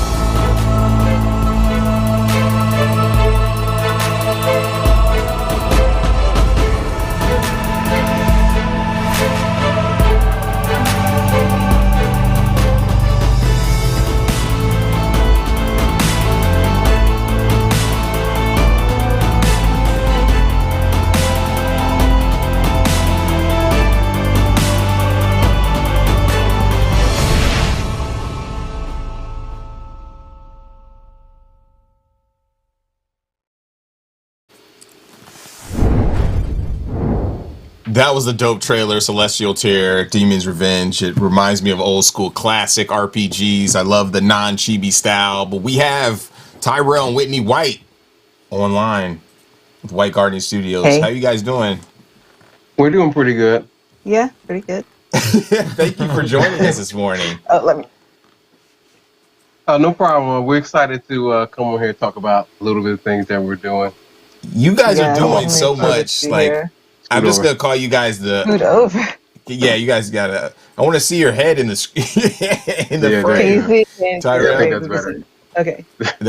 That's great. Yeah, you guys are the power couple. I'm just gonna call you guys the power couple. You guys are just like showing like pixel art, fighting games, RPGs, action RPGs. It's just so amazing. Like, and your involvement in the community in general. Alfonso's gonna be jumping in, checking out Demon's Revenge. To me, it kind of came out of nowhere. Can you guys just kind of talk, because you guys are working on so much? Can you guys talk about Demon's Revenge? Yeah. So Demon's Revenge, this was actually a game that was released back in 2015. We did a Kickstarter that It may require a keyboard. Yeah. Okay, we got one. Keyboard. We did a Kickstarter for it back in 2014. There's actually a couple Kickstarters before that, and it kind of sort of gave us the confidence to go on and do all the stuff that we do now. I think this was a game that we took to PAX Prime, and that same year, PAX Prime 2015. When it was we did PAX Prime 2015, yes. Yeah. So PAX Prime 2015, and like we really got a chance to really get in and see the industry and meet a lot of people in the industry, and from there we kind of just took that and went on our way. But with Demon's Revenge, very specifically, this is an earlier version of the game. We're actually sort of redoing this game and making it better. Yes.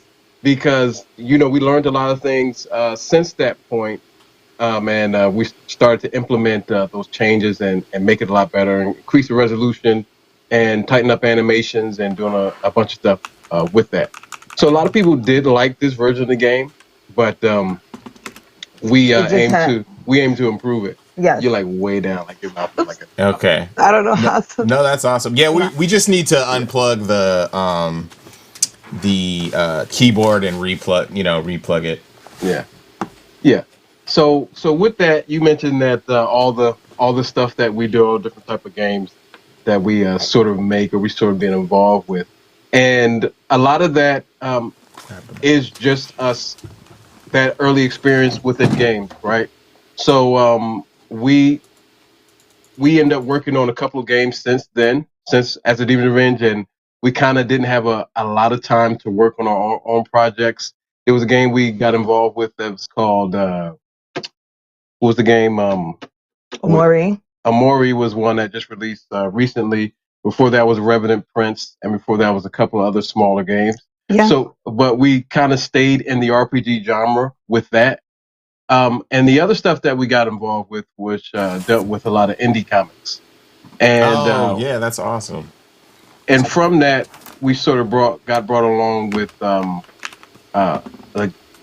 game called The Union was one of the iterations that sort of came from that. So that was one of the games. And every time we sort of made a new project, we got involved with something else from somebody else that we got paid to do. So we ended up doing that. Yeah. So through all those years and making, trying to come up with different prototypes and making different games, we came up with this thing called the Celestial Tier, which pretty much was a combination of comics and games. So all those prototypes that we end up making during that time are going to be used into creating the Celestial Tier. So this is like our flagship game of Demon's Revenge. Lost World is involved in that as well. And we got a couple more surprises with that as well. So you'll see elements from this game that's also going to be in Lost World and then somewhere, or some things we reference. And the Union. Yeah. And the other project. Yeah. All the other projects. But our main projects are Demon's Revenge and Lost World. So that's always in the forefront of everything. That's awesome. So, and to sort of help and continue to keep that interconnectivity with these games, we also have these weekly comics that we do called Celestial Tier Weeklies, and we have those on Webtoon, Tapas, and our website. And what those things do is they sort of create a sort of, you're always connected. There's always something to check out with Celestial Tier, and there's always some lore or something interesting that's involved with these games that we have going on just about all the time. Was it your idea initially to create like a whole universe, or was it like you were making so many cool things? You're like, hey, let's just figure out how to tie these things together. He's rocking it. So originally, I started creating Demon's Revenge like way before I met Tyrell, and then when we met, he was also creating his own game called Erupt, right? So we just kind of started working together, and we were trying to figure out ways of how to put his characters in my world and my characters in his world. And then we created the Celestial Tier, and now everything's kind of just merged, and it's a whole universe, a bunch of characters, a bunch of lore, and soon to be a bunch of games. Wait, so you guys met as solo developers working like in different areas, and then you guys came together for your love of, I'm just making up the narrative right now. You guys, it's interesting. I want to hear how you guys met. Well, we met at the Art Institute of Pittsburgh, and I was doing culinary arts, and Whitney was doing game design. Well, she wasn't doing game design. I was doing graphic art and design because they had told me that I couldn't draw, so I needed to learn how to draw before I went into game design. So I thought that was stupid, but I was there for that. And it was good because, you know, I met him, and now we have like this whole game universe thing going on. Cooking up games, you know? Yeah. Cooking and games. Yeah, no, that's interesting because I actually graduated from the Art Institute from San Diego, and I can tell you that like unequivocally it was ass. But I did meet amazing people there, you know, and I did get a technical learn a technical mindset for 3D art and design and game design, so can't hate on it too hard. So how do you sort of, you know, separate the work from the you know, relationship, because you're working together, obviously you're in a relationship together, so is there like, do you have a routine for sort of like separating out the work from the personal? Like we work together. Well, he does all Straight the up. art direction, marketing, and I do code. Sometimes I do a little HR and managing the finances and all that stuff. But we also have 6 kids that we have to worry about on top of our game development. You got 6 kids? Yeah. Yes. And so we have to worry about, and you guys might hear them because, you know, it's hard to keep babies quiet for a very long period of time, or even just a short period of time. So you might hear them but hopefully not. But yeah, so we have to worry about that. And then the when it comes to work, we just work together all the time. And you know, we wouldn't have it any other way. Or I wouldn't have it any other way. Because, that's amazing. I don't know. There's and people because who we can't do manage separate 6 kids things. not work together. He's clowning. I mean, but we're making it happen, and you know, we just have to keep going. It's so awesome because you guys are so passionate. You know, every time I talk to Tyrell, we like, or the last few times, we just go on tangents for hours. I'm like, yo, I only got 10 minutes, and we end up talking about hours about old school fighting games and brawlers and the state of the industry, and it's the game's like just now when they were talking about marketing, right? In the group, I was like, because you experience a lot of things, and then you can see a lot. Like one thing I wanted to say in that group about it, I'm just gonna say this on the end because I can go into it, is that how powerful the YouTube and Twitch things could be. to actually get your game out of it. Like that is like number one, right? For really getting people to experience, not only like how we're doing this here, to get people experience, but not just your channel. If you can flood YouTube and Twitch with your content, you can really get a lot of eyes on your thing. Don't matter how big or small, but you can really sort of get your eyes on it. And I'm gonna just stop there because I can go on and on about marketing because he mentioned it. But yeah, I'm not the marketing person. Yeah. He goes out and he talks to all the people, and I'm like the person in the background is like, did you get something going yet? Yeah, that's pressure. You need that pressure. Yeah. That's amazing. So yes, but I can go ahead. I can talk. I love talking about games, and I like talking about like the process of developing them. And again, as we have gone, as we have progressed and created games, you know, the more you know, the less you actually the less you actually understand. The more you know, the more that you know that you don't know. I guess that's the way of putting it. That's right. Like in Pocahontas when she says, "You learn things you never knew, you never knew." Wow, you busted out a Pocahontas quote on the screen.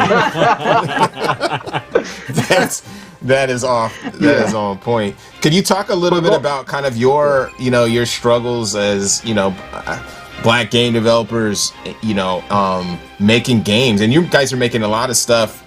It doesn't have to be struggles. It could also be like successes and what you've experienced in space.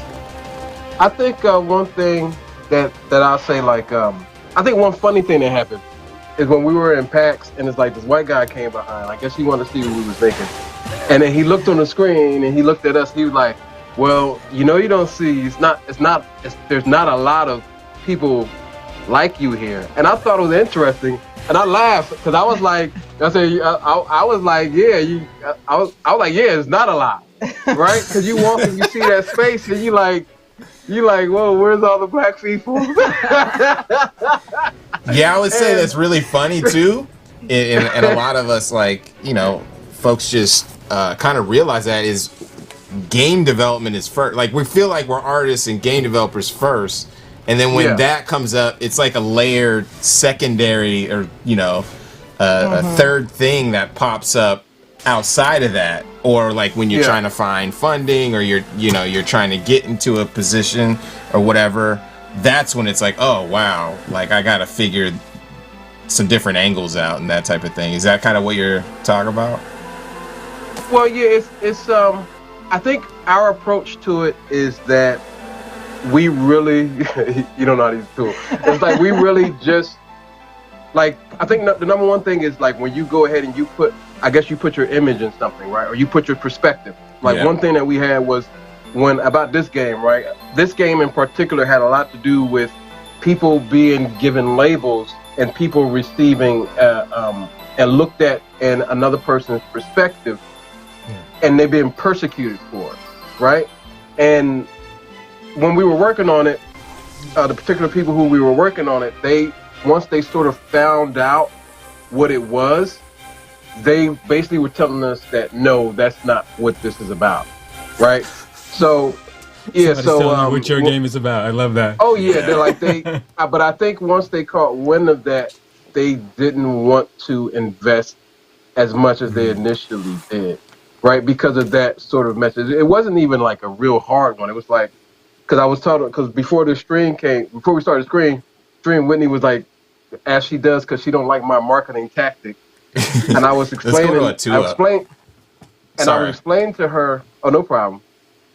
I was explaining to her what the game could be, what the game is ultimately. Because this version of the game is more like a demo of sorts of what we're actually planning to do with it. So I explained to her, this game is like if you took Castlevania and made it a JRPG, but instead of playing in the perspective of the monster hunters, you're playing in the perspective of the monsters, like Dracula, like Frankenstein and things like that, right? Like witches. But the difference here is that the monsters. We keep that's hilarious. He keeps getting killed. Yeah, so we had like a little bit of a technical difficulty on the the keyboard thing. So our producer was actually playing while looking at the stream, so we were jumping back and forth. But yeah, that's interesting to see how you've integrated, that storyline in a very gorgeous game. Yeah, it's visually Thank stunning. You guys have done an amazing job with the game. The gameplay is really smooth, and I like the story as well. So I think that having these alternative stories is really important. Thank you. So this is the thing. We're on Black Voices Gaming. We're talking to developers of color. To other developers of color, what were the things or particular challenges that you say are unique to developers of color that you want to share with folks? I think I'll go back to that thing about when you have, and I don't know how much this hurts you in general, but you do get a lot of flack. Like especially now, if you have you have a certain character, or if you're looking at a certain perspective, you're considered a woke. You're considered woke, woke PG or woke. What's it called? Wokeavania, right? Or something like that. Wokeavania. Just because your image. Yeah. Just because your image or something, or either if you just put like a woman or something and something like that. You if you're part of these groups, these marginalized groups, you get sort of that label. And I think for a lot of people that may be discouraging if you don't just have when we do stuff, we just sort of stump straight through it. We just go straight through it, and we really don't try to we try to keep our eye on the pack. 'Cause we're doing a lot of things that people may say, you're doing too much, and we don't care. This is what we want to do, and this is what our plan is. Like just to say we had a lot of games. It's no, this is what we're doing because nobody else is doing it, and we feel like this is something unique, and we're going to go ahead and we're going to put all these forward. So I think when you're trying to get your vision, your perspective out there, you could get a lot of back, especially when you're working with publishers, right? Because that publisher may not be comfortable with the message that you're trying to put out there. So you have to be very careful with who you work with. Have you been in a particular publishing situation that you felt that way? I plead the fifth.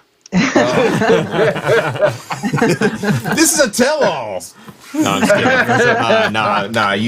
You can't. You don't want to burn them bridges, but I totally understand that.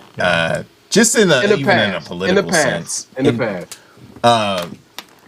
You guys are also you're in the the Black Game Developer Fund, the Humble Black Game Developer Fund. So congrats on that. How is that particular game going? And do you want to talk a little bit about that? Oh yeah. So we're making Celestial to the Lost World, which is a JRPG where you eat monsters to survive. Yes. In this game, we're mixing elements of I guess tower defense, survival. We store JRPG story elements in like a smidgen of Pokemon, just a dash. Yeah, just right. Just a or dash. Digimon, it could be. And it takes either way. Yeah, Digimon. Oh, Digimon's a good one. And it takes place like on this lost planet. That's in amazing. This sort of in this the opposite of the universe, the anti-universe. But I say opposite very specifically because it is what the universe is fighting against. Because the Celestial Tier in general is sort of the universe, how it conflicts against each other, the different elements. Virtue versus corruption and destruction versus creation. And it's basically how the universe sort of, so that's what you're in the anti-universe, you're in the bad place. And here the monsters, like Pokemon, how you have have fire and water, we kind of model these elements off of things that you couldn't recycle, and things are like toxic, right? Mm-hmm. So we're talking about like glass and plastic, things that can be destroyed or they may be harmful, or harmful chemicals to the environment. So you're playing these three characters stranded on this planet, and they have to look for their crew. They have to survive, and they have to find a way to escape. You go through a couple of different biomes that are very different. It's a lot of Lovecraftian elements to it as well, where there's these sort of, I guess in Lovecraft you would call them what they call like Cthulhu, like old gods or something like that, right? Mm-hmm. And there's things that's going on, that's mystery that's going on. You have these people, these nomads there. So there's gonna be factions. Yeah. All different kinds of monsters, like cool monsters that we call gorlings. Which, by the way, our children have designed them first. Yeah. And then we kind of like stole their ideas. Oh yeah. That's so cool. some of them, a lot, like I think it's like 90% of them were designed by our oldest children. Yeah. And that's, I think it's cool seeing them come to life in the game. I paid them. We paid them. Calm down. It's not free labor. Yeah, you paid them by like giving them a roof over their head. That's what you pay them. Yeah, right. That's what I'm saying. That's what I'm saying. But I paid. You know what? I sat down with him because it's funny when we did it. He sort of experienced that sort of. He got that real world experience. I woke him up in the morning. We went downstairs. We wrote the things on paper. We had descriptions. We wrote the stats. He had to write a small story blurb to describe the monsters. He did a bunch of them. I curated a bunch and put the best out there. And they were really good. I had the final say because, sometimes you gotta filter out. He's the filter and I'm the okayer. So yeah, okay. So you make the final decision. Yeah. Oh yeah. He's like, she's not fun to work with. I'm very particular about things. Yes, very particular. We gotta have that balance. Maybe we can we toss up the trailer again? Yeah, we're gonna toss up the trailer because what's really interesting is you have the gameplay of Demon's Revenge, but you also have some of the comic book elements, and I think it's really interesting that you have this multimedia company, right? Like you're doing comic books, you're doing animation, you're doing games. So can you talk about like that other aspect of the story development? So speaking of that, we have something called the Celestial Tier Experience that we're working on. And that's part of this sort of interconnected thing that goes on with Celestial Tier. Part of that, and as you see in this thing, one of our things that we do in all our games, the Celestial Tier. The motion comics Perilous universe to a place we once called home. Especially and sometimes in between. And one of the things that we're doing, especially with the new versions of Demon's Revenge, is that we're having the taken away by a parasitic entity. We're having the new version sort of made like a comic book, right? So we're sort of breaking those down into issues, and then when they're done, it'll be like a trade, right? And at the beginning we give like the intro to the book, and at the end we give ending, and then the next one is we sort of recaps that at the beginning. So with Celestial Tier Experience, in the Celestial Experience, with all our games, with everything that we're doing, the locations, the items, the characters, we have all those profiles and things there. We got music from our games. We got news for things that's coming up. There's access to games and little special things that you can unlock by participating with the free app called the Celestial Tier Experience. And with that, we just want people, the fans who are interested in our games, what we're doing, to just be, like we said, we want them to stay connected. And our slogan with White Guardian Studios is where comics and games collide. And that's pretty much what we really want to do going forward. Another thing with a Celestial Tier and Celestial Experience, the thing behind that is a perilous place called home, right? Because we're working on the yin and yang thing with Celestial Tier. So perilous place means something dangerous, but it's home. And what is home? Home is something that's comfortable. Home is something that you feel fine in being. But both of these things sort of exist. It's like our world and our universe that we live in. It's a perilous place, but it's also a place that we call home.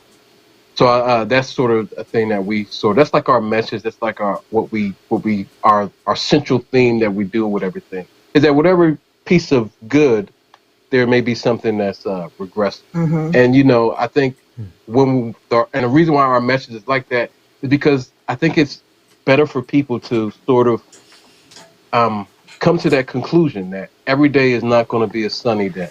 Yeah. That sunny day is only a sunny day because it's dark sometimes. Right. And to understand, when you understand that things like that happen, you really feel like you have more control over what goes on because you're not blind. Oh, why these bad things always happen? Bad things happen because good things happen as well. And we kind of go through that within our. Yeah. I could talk. I like that. It's a great message. I mean, it's really good though. Like, talk about some of your influences for the games that you make. I think that that's really interesting. We all are influenced by, different genres and that kind of thing, and have inspiration. Well, I'm gonna go with the gameplay in this one first, and then we're gonna talk about some other things. But the gameplay in this one, a lot of classic RPGs. When we talk about the map stuff, one of the things that I want to do personally was whenever you walk, there's always something to do. When he was playing, the beehives were attacking him, right? You could use a tool to grab those beehives. And in the newer version, you don't have to grab the beehives, but if you do, you end up getting something for that character that's going to add something special to the character for grabbing it. Like it's a collection, but it's something that gives you. I always wanted, when you play JRPGs, a lot of time you sort of roam around without doing anything. I wanted you to be active in whatever you go in the game, so that there's not a point that there's not something going around. But when you go in battle, one of the things that we want to do was, again, we wanted you to be active. We wanted you to be very active. So there's a combo system. And within the combo system, there's hard, there's medium, and there's light. When you do the light attacks, we wanted to make, although it does a lot less damage, it's the most accurate, but something else that's very important with it is that it increase your accuracy for the rest of your attacks. So you may do a low cost, low effective move, right? Because it doesn't do that much damage, but it actually increases your chance of doing the highest damage, which is the hard damage. And you want to do the hard damage because it makes your your power meter go up, like your rage meter, and that allows you to do what we call combo finishers, which could be like what you would find like Marvel vs. Capcom or something like that, where you do your hyper move, right? So that's one thing we wanted, was for you to be active, for you to have something interesting to do, something interesting visuals to see within there. So a lot of that really came from the games that we played in the past, because even when we did that system, it was like we ended up finding out about Xenogears later, and we're like, that's like we had never played it before, but then we really? heard about Xenogears, and it was like carbon copy kind of. Yeah, almost a carbon copy. Almost. So my big JRPG reference for the game that we made is Wild Arms. I like Wild Arms Second Edition. Wild Arms was dope. I remember, I remember when that came out right before Final Fantasy VII. I was like, I gotta play. Yeah, it was like real chunky. Yeah, it was dope. That's cool. And then my inspiration for this game was games like Suikoden 2 and Legend of Dragoon. Like those were extremely important to the development of this game. Like the sprite style is like directly from Suikoden 2. As far as the actor sprites. It's the sizes and the look, and it all came together. And we got the puzzle elements like from Wild Arms. Yeah. Then we also have the story driven content that we felt the flow of it would be. The flow of Suikoden 2 is like kind of the flow that we wanted to put in our game. Like it just kept going and going, and it was just awesome. Yeah, and that's something we're implementing in the new version. I think another thing to say is the battle sprites were heavily inspired by Capcom sprites. Yeah, right? yeah. And a big thing with that is, we did I look back on it and I say, we did a decent job. But the job that we're doing now and the help that we have now going into that is going to be it's already phenomenal. There's some of the animations that we're going to be able to do with the battle, and learning that and implementing that back into Lost World as well. The animations, the tiles, the environments, those are looking fantastic. Again, that came from experience, and I think that's one of the things that when you're starting games, you start making. I think one message that people say is, just go ahead and start. I think about anything, just go ahead and start, because you're probably not going to be as good as you want to be when you start it. But having your experience and continuing to go on, you're going to get better and better, and you're going to be making bigger and better things, right? And that's like exactly this. Like we started, and even when if you look at our past Kickstarters, the game went from one thing to another, it kept getting better. Our marketing efforts got better. We started understanding everything a little bit better, just because we did it and we just kept doing it no matter what. But you always have an end goal as well, right? And I think that really goes into making games. I think one of the things that, because you mentioned it before, we got the Humble Fund, and the Humble Fund has increased the quality and the value and the things that we're able to do and the time that we're able to do things. And I think a lot of that because there wasn't a lot of resources that we as Black developers had in the past, right? And now there's a little bit of things that's coming up, and it's making things a lot better. But what it does and how to increase the quality of our products, we can compete with anybody. You know what I mean? Nice.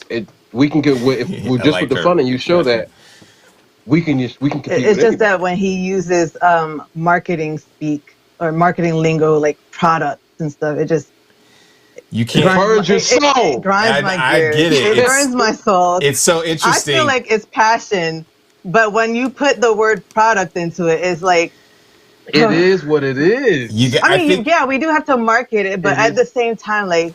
But you got to understand. It's getting hot in there real quick. It's getting hot. Yeah. You got to. The one thing about it, like. So just to jump in real quick, I think we're going to probably have to wrap up in a second, but I think that what's interesting that we were talking about that because I feel torn. I'm an artist too, but I also have to do production, and so I find myself cringing when I say stuff, but sometimes it just rolls off the top because where are we at right now? We're on IGN, GameSpot, Twitch. I have to talk to these folks, and we have to talk technical, and I'm like, hey. Look at the sprite that's above us. We got B-Boy Buttons scratching on the ones and twos. We got the dope logo on the bottom by Abe. But at the same time, I got to talk about our package is ready for here. The product will be ready. You know what I mean? It's kind of corny, but at the same time, I kind of feel it. And it's funny because you guys can pull it apart. But sometimes, like by myself, now it's better because I got Joel over there who can pull it apart. He's raising his hand. But like I have to just switch into these different roles. It's cool that you guys are able to work together as a power couple and do that. Yeah. But I'll say this about the business. Okay. I think they froze. Oh. All right. Well, we are going. We're gonna say to peace out to Tyrell and Whitney White, and then we will come back with our next game, which is Andrew Augustin with Notion Games Ubi Island 2.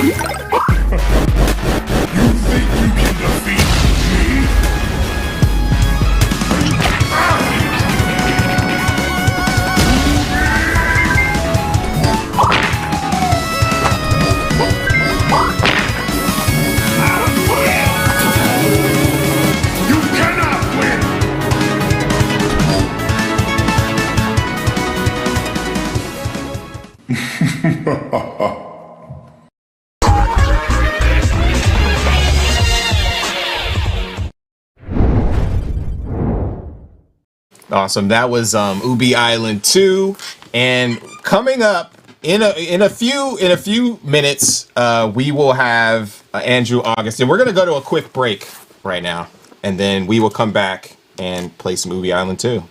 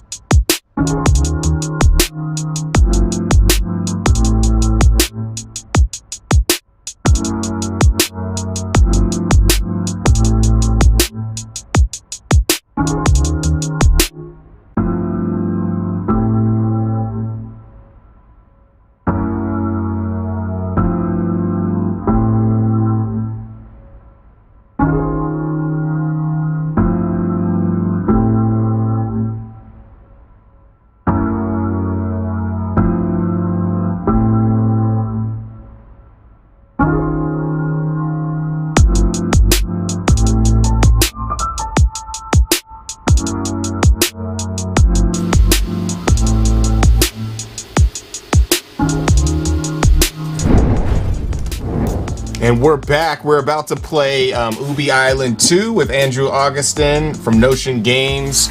And we have him on the line. What is happening, Andrew?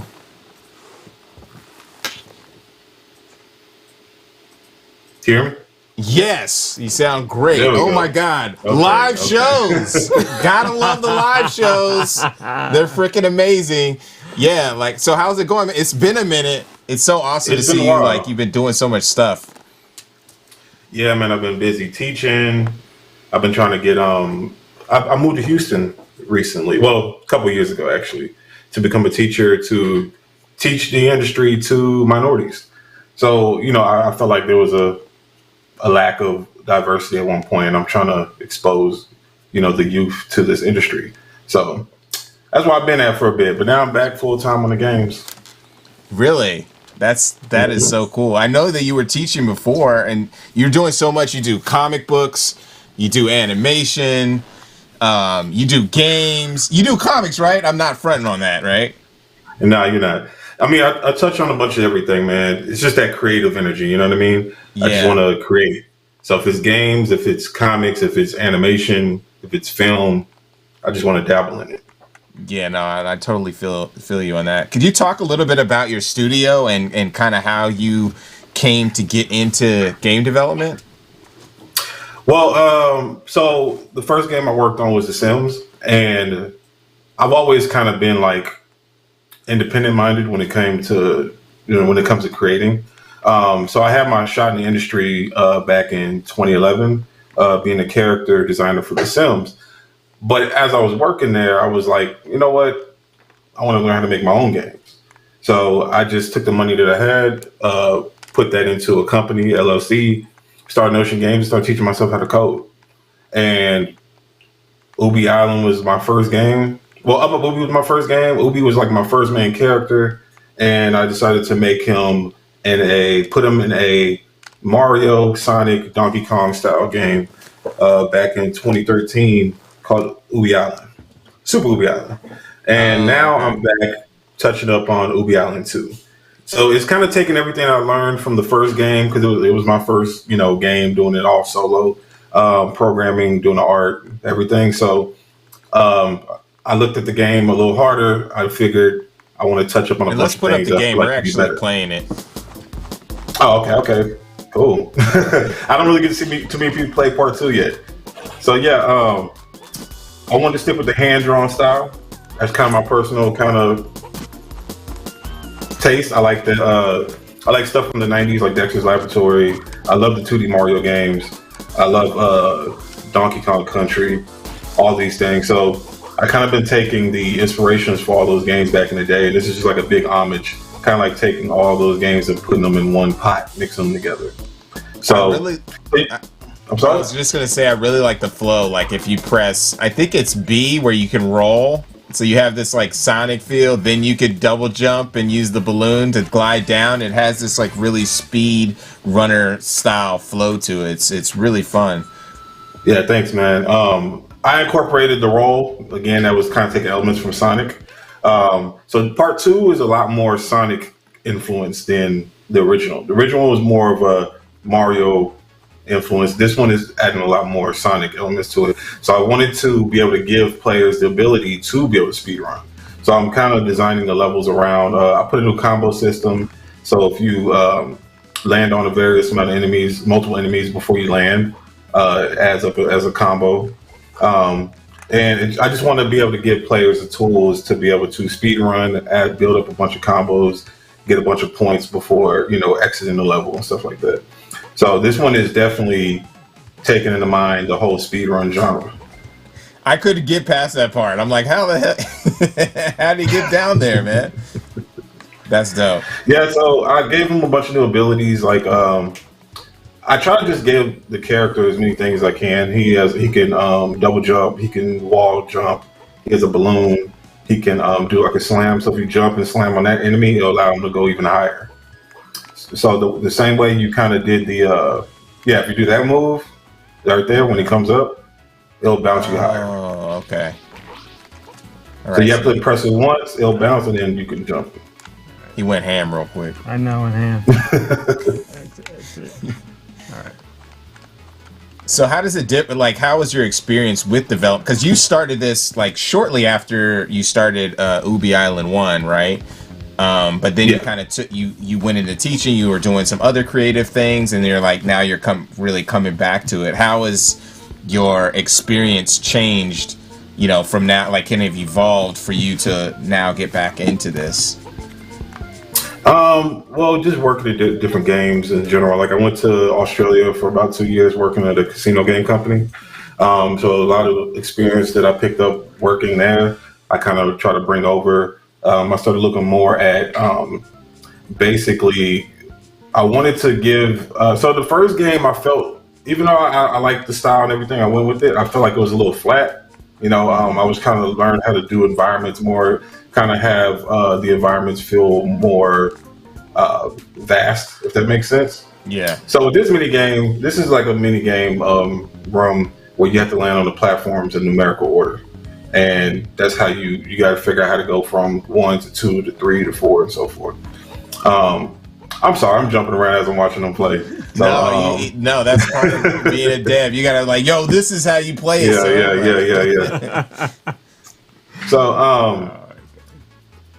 So yeah, man. Like for 2, I wanted the game to feel a lot more vast. Like he's in this big world. I wanted to up the animations.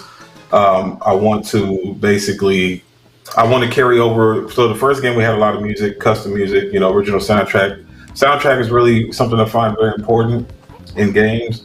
So Ubi Island 2 is going to have a very robust soundtrack. We're looking at roughly 40 tracks for it. And I just want to kind of take a bunch of stuff from the 90s. Like Streets of Rage was really my influence for the soundtracks. So I love how Streets of Rage has a really good soundtrack. And that's one of the things I really remember about the franchise. So I wanted to kind of tie that into Ubi Island. So like I said, Ubi Island is a combination of everything that I like growing up in the 90s and in the games that I played. It might not be... See, he's finding all kinds of... That's what I'm saying. He's finding all kinds of bugs I didn't even know existed. When I was trying it. Yeah. So yeah, it's definitely like one of the... It's a game that's supposed to be challenging. And I'm trying to work on the difficulty curve to be, you learn the moves as you go, and then go to the red door. I want to see you try the boss. So, and another big thing, yes, the door at the top.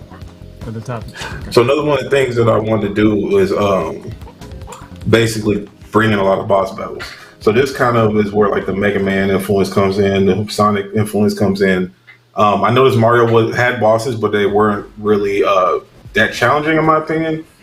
So I kind of wanted to bring the kind of challenge element of boss battles and stuff to Ubi Island. You got smashed up real quick. That was... I can't front though. I know it's not. It's definitely not easy. No, it's not. Get it? It's not. I mean, as a developer, you play these things over and over, and it becomes second nature to you. So I'm still developing it. And then I will be doing play testing and then tweaking the balance and all these other things. But I'm gonna have to try. I want to try next now. Have you tried? He's like, not right now. You got to try one more time. All right. So you do everything on the game. You do the composing, art? Or I don't do the you have music. a composer, right? Yeah. I have a few people that I like to use. We've been working with each other for years. Yeah. Okay. But I do all the animation, the character designs for the most part. I have my boy Edward Dennis. Actually, he's helping me with the cutscenes. So this right there that he skipped, that was like cutscenes that work that he was doing. But I've done all the animation in the game, the programming, the design, etc. So this is the world map. In the first game, his whole... See, again, he's finding bugs that I even... So in the first game, the goal for Ubi Island was for him to rebuild a ship and make it off Climate Island. So this is starting off right after. I think you might have to restart. Yeah, you can restart. Because this is the area that's not even finished. It was like it's like a save room thing that I haven't developed yet. So in the first game though, He crash lands on this planet, and his goal is to rebuild his ship. His goal is to rebuild his ship and then get off the island. The second one carries right after the first game, and he's able to fly around in his ship and actually use his ship in various levels and traverse the world with it. That's dope. So while you were working on the first one, you did you went the indie route with, getting a publisher, doing self-promotion. What kind of lessons have you learned that you could tell people from that experience? It's really tough. Like, making the game is one thing, but then marketing it and promoting it, that is a whole different beast. Like, and trying to find funding, because all this has been made off of money that I've been doing by like doing graphic design or working jobs. So, finding money and things like that, it can be really difficult, and it can be really difficult to produce a game when you don't have the funds to do it, especially if you don't have the funds to hire a team or anything like that. So, but all that experience and I'm still in that route. I mean, I did just sign a deal, so I do have a publisher and I have funding now. And awesome. For this game, and pretty much the studio. So future titles and everything. Congrats on that. So thanks, man. So it's gonna be that's one of the reasons why I left teaching, because now I'm gonna continue building the studio full time. I think that's like a really interesting point. Can you describe that process of getting funding for your studio? I mean, you don't have to disclose anything you can't, talk about, but I think people want to know how you make that something like that happen. It's kind of one of those things where it was weird how it happened, to be honest with you. It was because I started doing film. I started getting networks. Like, I started networking with people in film. And I was asked to basically direct a small film in the summer. And basically one of the people at the meeting was like, "Oh, you don't know who that is? It's Andrew Augustine. He makes games, this, that, and the other." And there just happened to be investors at the table. And they looked at my content and they decided to negotiate a deal with me.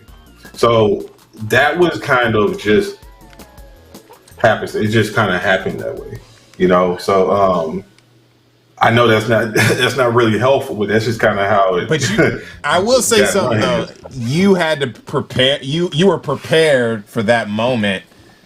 You know what I mean? Success is opportunity meets, preparation, right? As they say. So like, you were kind of grooming yourself and building and learning how to pitch to people during that process. So that's very serendipitous in the first place. Yeah. I had, because I've made games before, and I have comics, and I have, so I had this, amount of content that was already created and original IPs and stuff like that. And they looked at all that and was like, "Wow, you're really just missing the marketing. You're missing the marketing and the push." So they wanted to get behind. So I guess to them, they saw value and with everything that I've created, which was kind of like, it's kind of daunting, because it does kind of, you do kind of have to produce. I had to produce a bunch of different things to get to this point, if that makes sense. Yeah. So it's kind of hard to, from an indie standpoint, I don't know how other indies do it, where they never actually, develop their own title and they get funding. But my route was constantly keep creating, keep developing some content, put out content, and then basically just had all my business stuff together. I had all my, my company Bible. I already had all that ready. So if anybody asked me, I could pull out the document. They see all my characters. They see the projects that have been completed. They see the projects that are in development. And even taking everything that I've taken all the publications, like any kind of media coverage of any kind, I've documented all those things. So it was kind of like a presentation to be able to show them, like, "Hey, I'm serious about this. This is the content I've been creating. This is the kind of the, this is how, my content is getting out there, at least in different, because I've been appearing in Nintendo Magazine, Forbes 30 under 30, Wells Fargo did a feature. So I had all these different things that I was showing them, and that pretty much to them was like, okay, here's a big opportunity to kind of team up with him and really try to bring this company to a higher level, you know? Yeah, so you had like that. I remember I met you through Shauna Mills, and it's another kind of serendipitous moment because then we've connected over the years when you got your first publishing deal, and we were talking about I was talking about my experience with publishers, and it was like it was hilarious, but it was like also very educational. So, it's been a while since I've seen her too. Really talented artist, man. She's killing it. But yeah, you know, it's a journey, man. It's been a journey. I've been at this for almost literally a decade, you know, so it took a lot of late nights, uncertainty, learning different skills. Like, not only did I have to learn how to draw, but then I had to learn how to create assets for video games, which is different than just learning how to draw in itself, if that makes sense. Then you're a developer, you work on projects and stuff. So it's like, then you got to worry about programming. Then you got to learn about user experience and how they interact with the title and all these different things. And it was just like, I don't know. It's crazy that I continue to do this because this is not an easy industry whatsoever. But I guess having the passion to create is a big driver and kind of really helps. Hopefully anybody getting to a point where they can land a deal and get opportunities and be able to, bring their projects to fruition. Yeah. What would you say to upcoming developers to motivate them to become successful in the industry? My biggest thing, like dealing with my students, I kind of have to gauge what are their aspirations, right? Do they want to be indie? Do they want to make their own content? Do they want to join teams? Do they want to work at a big developer? Like, do they want to work at EA or something like that, right? And then I would just tell them, so if you want to be indie, you have to be willing to wear as many hats as possible. You have to be willing to pick up a pencil if you don't know how to draw, because you might have to be the one doing the art if you don't have the funding to be able to, hire an artist. You might have to learn how to do a little bit of marketing. Getting on Instagram, Twitter, Facebook, YouTube, anything you can. You have to kind of utilize all that if you want to be an indie. As far as getting industry on a working at a company, take one skill and try to be as best as you can at that skill. So if you want to be a concept artist or animator, animate, and get as good as you possibly can. So it's kind of different approaches depending on where you're trying to go. So I know in the industry, I was looked at as like a jack of all trades, which is kind of what they seem to not like as much as somebody who's extremely talented in one area, if that makes sense. So, but in the world, it's a little different. It is kind of a good thing to be a jack of all trades because you get a lot of things done and you get to save a lot of money here and there, and you get to use content. Also, I think a jack of all trades, at least from my standpoint, is you get to understand what engineers do, right? So then you're able to communicate with them better, or what animators do, or designers, or project managers, because you have to dabble in all of it. So you have an understanding in a different lexicon and language that you can use to communicate with other people, and that you end up becoming a director or a producer with a good eye. Exactly. Yeah. You do. There's a lot of benefit to it. There's a ton of benefit to actually learning the ropes on a lot of different areas. Because like you said, you get to communicate and basically be able to direct a team if you need to. And at any level, you probably will need to. So, I'm sorry, that boss is like... I'm going to try one, and Alfonso here is going to ask a couple questions. That's right. Oh, yeah. What's up, so Alfonso? you switched from teaching to running your own studio. How was that transition for you? Well, I was running my own studio first, and then I went to teaching, and then I'm back. But the transition has been pretty smooth. I mean, the one thing I would say is that while I was teaching, I've kind of been missing being in the industry and working, because teaching is a full-time job.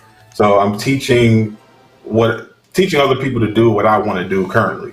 So I kind of had that burning desire to kind of go back and create, but I also felt like it was important to try to educate as I'm progressing through my career.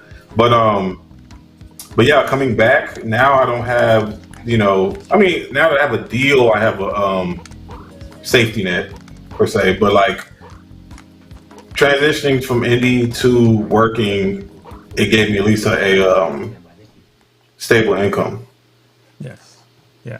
And is there an opportunity for like the students you're teaching to help to work with you in some of your projects? Are you using that as a way to sort of educate them on the industry? Yeah, actually, I have a program coming up where I will be basically funneling, because one of the issues that I found as being a teacher is a lot of students who have a passion to create can't really afford college, right? Especially like art schools these days are really expensive. So a lot of them leave and they kind of just stop creating. So I'm starting something where I will serve kind of like as a bridge to the industry, getting them actual projects. Cause I've been having connections with Sesame Street, Nickelodeon, Martellus Bennett and Imagination Agency. So I have all these connections now, and I will basically be allowing them to network with those people and also work on actual industry projects in some capacity to help build their resume, and also help basically, help basically get them connected in the industry without actually having to go the college route if they're not able to. Correct. That's dope. Well, thank you so much for joining us. Where can we find out more about you? Where can the folks find out more about you in the game? NotionGames.com. I will be doing an overhaul of a bunch of stuff now that I'm back. I'm literally like just left the high school graduation this morning. So I'll be doing a whole bunch of restructuring and getting everything going, getting back into development on Ubi 2. But yeah, you guys can find me on that or on Instagram at Nintendrew, NIN, 10, and Drew, DREW. Yeah, make sure to wishlist the game and buy your previous game, of course, Ubi Island 1. Oh, yeah. We'll be releasing that on console soon. So it's going to be a whole different wave this time now that I got support. Awesome. Thanks so much for joining us. Thank you guys for having me. All right, man. Have a good one. All right. It's super cool to be able to talk to him. He's been around the world. He's an animator. He's working with animation studios. And then also getting the game early, Yeah. And he's like giving back to the community. Like that's a lot of people just try and get theirs without sort of like giving back, but he's been doing that along the way. And that's really important. Yeah, for sure. Next up, we got Danny Lalanders, and she has her game Validate. We're going to show the trailer and then just talk to her about her game. Check out the trailer.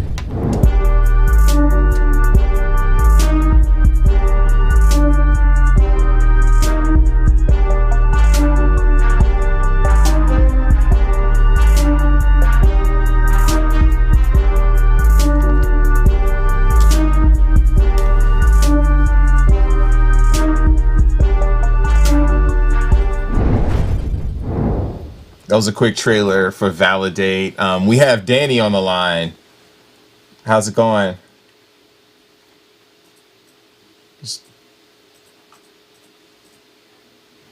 Okay. I'm just listening. I just realized that I was muted. My bad. Oh, okay. I was like, wait, what? What? You have like the most amazing hair color. Like it's. Thank you. And you got the matching headsets. That's dope. I got a rep for the gamers out here. Yeah, for sure. And so we just want to talk to you about your journey, your studio. There's like so many things to get into. But yeah, how did you get started in the industry? How did I get started? I started when I made a fan game from this one fandom. Like I made it in Renpai, which is like the visual novel thing, and then I played it, and I was like after I was done, I was like, wow, I can do so much more than this. And my friend Haven, Vintage Foods, shout out to him. He's like my best friend. He and I came up with Validate in like August of 2019, and we decided that like we want to like make Validate, and we made Validate. It took a while. We officially like launched our game in February of 2020 during the middle of the pandemic, and then our demo came out. Our demo came out in July, so that's kind of just how I started. Like, I don't really have that much experience like everyone else. Like, I just said I want to make games, so I started doing it. That's super awesome. So, as a woman of color in this industry, what would you tell other women of color to want to get into the industry, specifically? Just do it. Just do it. Like, don't let anyone be like, no, you can't do that. Like, no, just do it. Like, I think that a lot of people are really scared about entering the industry because it is very male dominated. Like, a lot of, despite like women being majority, like not majority, but like a lot of women playing games of all sorts, like it's still very male dominated. So a lot of women feel intimidated when they are just like, actually, I want to make my own game. Like, you can just do it. I learned how to use RenPy and I learned how to code through YouTube. Like, I have no code experience. I don't even know what JavaScript is. Like, I just learned from tutorials. That is so dope. The tools that's so crazy. The tools are there, and especially if you're aspired to do it. Can you talk about Validate? And you talk about gender identity. You talk about culture, race. You have all of these themes. Can you kind of talk about like why you decided to make a game of this flavor? Because there's no game like this. I love realistic media. Like, I love me a good love story that's like realistic. And like rom-coms are like my favorite kind of game. My favorite genre of like movies. So I was just like, how about we make a rom-com but with all people of color? Because most rom-coms are full of white people, and like that's for certain people, not for me, but it's for certain people. And like I was just like, I want to see myself and my friends and like the people of color who like are my friends in dating situations, and that's kind of why I made Validate. Like, I was just like, I'm gonna just beat up my own change. That's super cool. Can you describe the game? Kind of go into how the game mechanics work and everything. Yeah, of course. So Validate is a visual novel / RPG. You play as one of our characters and you try to date another one of our characters. Basically, it's just like you meet this person in the fictional Jersey City, and you're just like, hey, let's go on a date. It's kind of just like how people meet. Some people meet on dating apps. Some people meet at the bar. Some people even meet at a Popeyes. We say Popeyes because we don't want to get sued. Yeah, we don't want to get sued. Or something? Yeah, the BVS. Yeah, BVS. It's like PUS instead of UPS. Like, we like don't want to get sued by anyone, so we just had to change it up a little. And like we just decided that like we want people of color to have normal dating situations in like your everyday life. It's like every time you see romance, it's typically white people, and it's typically like just like only focus on them. Like, what about us? Like, what about our stories? Why can't we tell them? So like Validate is telling those stories. It's telling the stories about sexuality, gender, even some childhood trauma, like living with immigrant parents, like things like that. Awesome. That's interesting. That's really interesting. Now, it seemed like the gameplay. So you're sort of doing a graphic novel. You got sort of these elements of like, you're using a dating app, you're interacting with people, and you're like, how did you sort of craft the stories for the characters in the game? Is it based on like, previous relationships, friends, things of that nature? So all of the characters were myself and Havens. Like, there are ROCs, which stands for original characters. And then, so our team is very big. We have a team of 17, which is very big for an indie game, especially since it's our first indie game. Yeah, it's really big. I love my team. I literally can't complain. Like, everyone on our team is awesome. But we have 7 writers, including myself. So I gave our characters to these writers, and I said, here is this character. You will give them personality. You will say their backstory. A lot of these characters are actually based off people I know in real life. Like Issa is based off one of my best friends I grew up with, and like she's a theater nerd. She's just always singing. Like she would never stop singing. She loves bad musicals like Hamilton. Like she's just one of those people. And then like Malik was based off one of my friends' ex-boyfriends. Like he's nothing. He has 2 baby mamas. He doesn't care for his kids. Like we wanted to make these characters as realistic as possible because we want realism. Like we deserve, like we as people of color deserve realism in our fictional media. That totally makes sense. Can you talk a little bit about some of your inspirations as far as like, games and game development in general? My biggest inspiration for this game is Ace Attorney. Wow.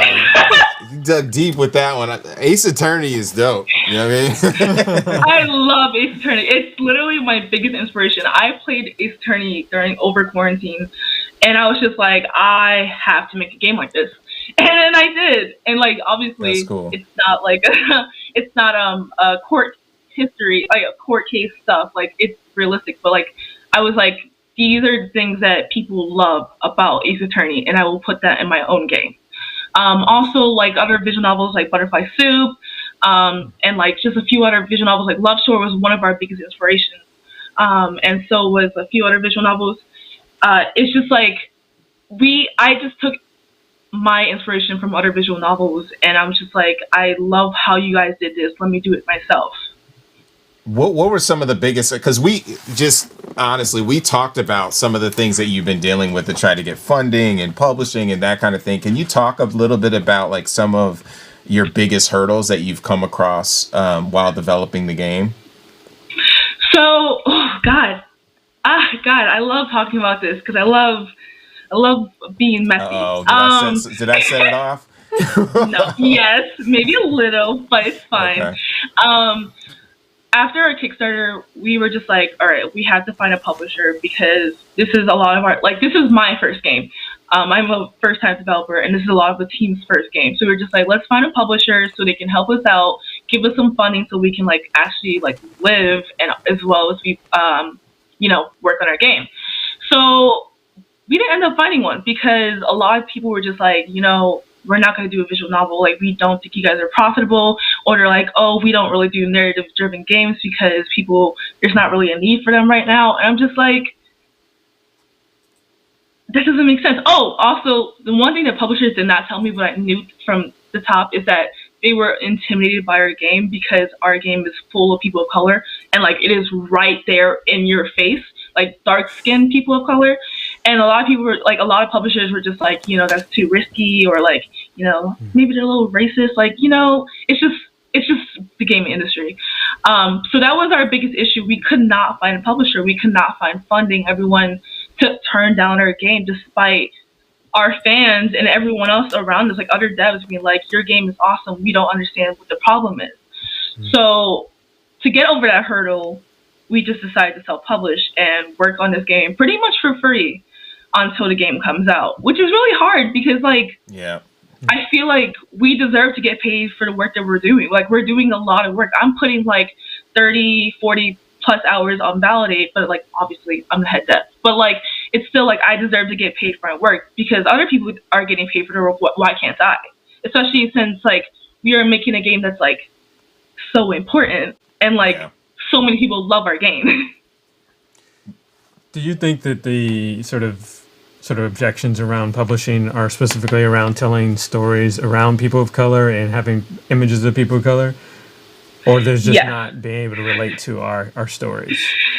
I mean, I think it's a little bit of both, but mostly the former because a lot of people are just like, they see people of color and they automatically assume it's going to be dangerous.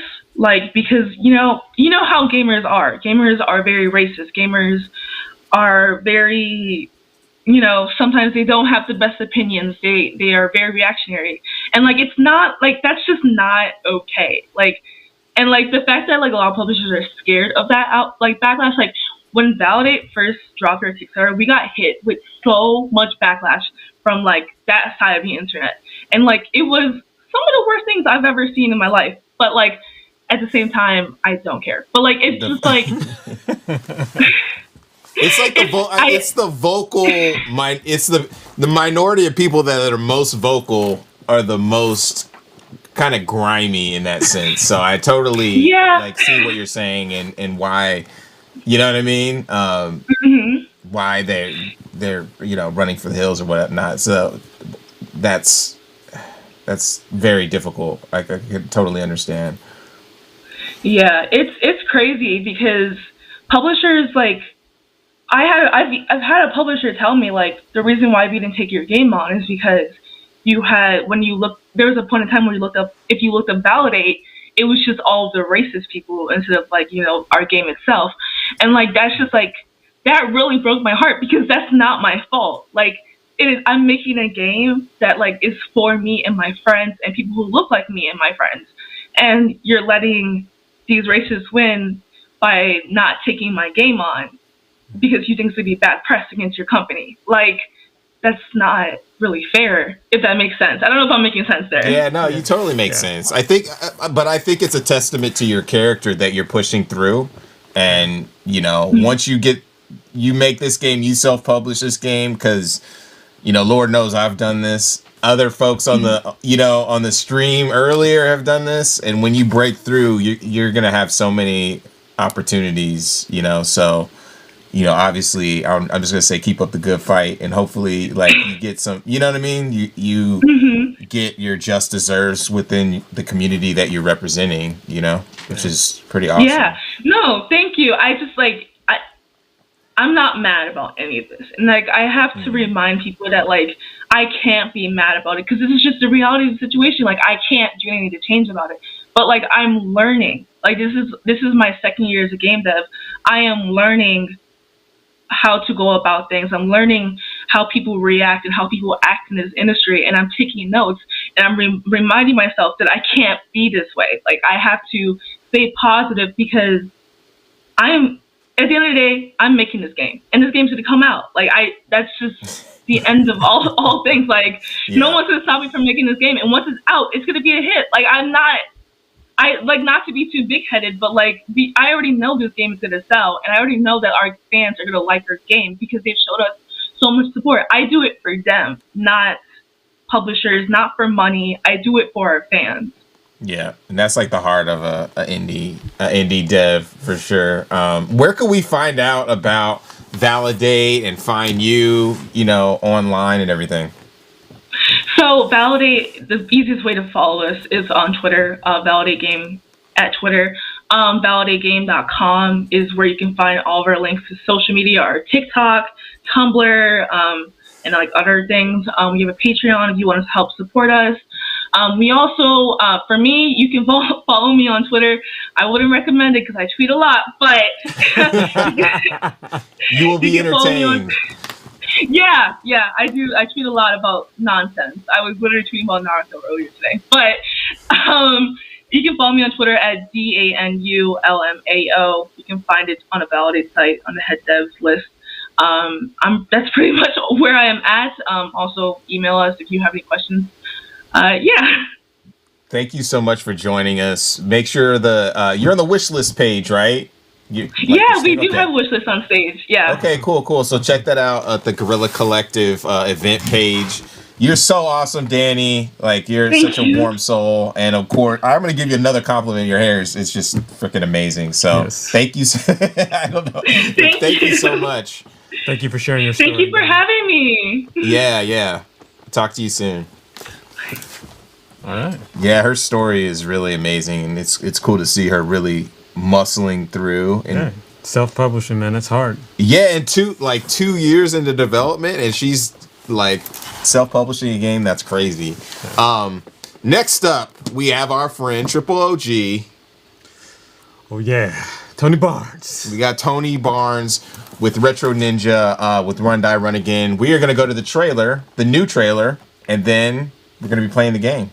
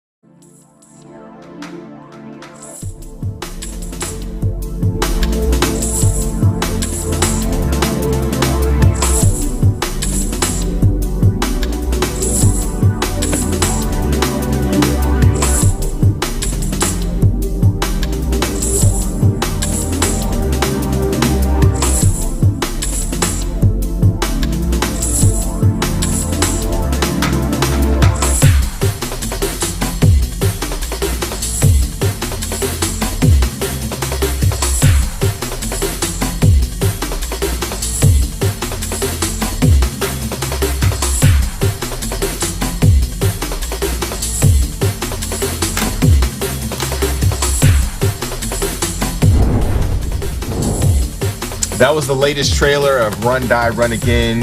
We debuted earlier on the Guerrilla Collective. We got Tony Barnes. It's always great to have Tony on board. What's up? How's it going, Tony?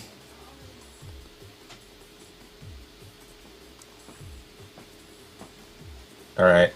Just 1 second. Can't hear me? Okay. Yeah, we can hear you now. Oh, I got you. How's it going? Okay. Yeah. I'm not going to hate that you didn't have the trailer audio, but that's all good. Everybody can find it on the interwebs and all that stuff. But you did have audio from the game, and I tend to write music at the same beats per minute, so it kind of worked out. Awesome. Yeah. Wait. So you did all of the music too? I know your son was working on some of it, right? Yeah. I've done most of it. He's working on some music, and you'll hear some of it while playing in the background.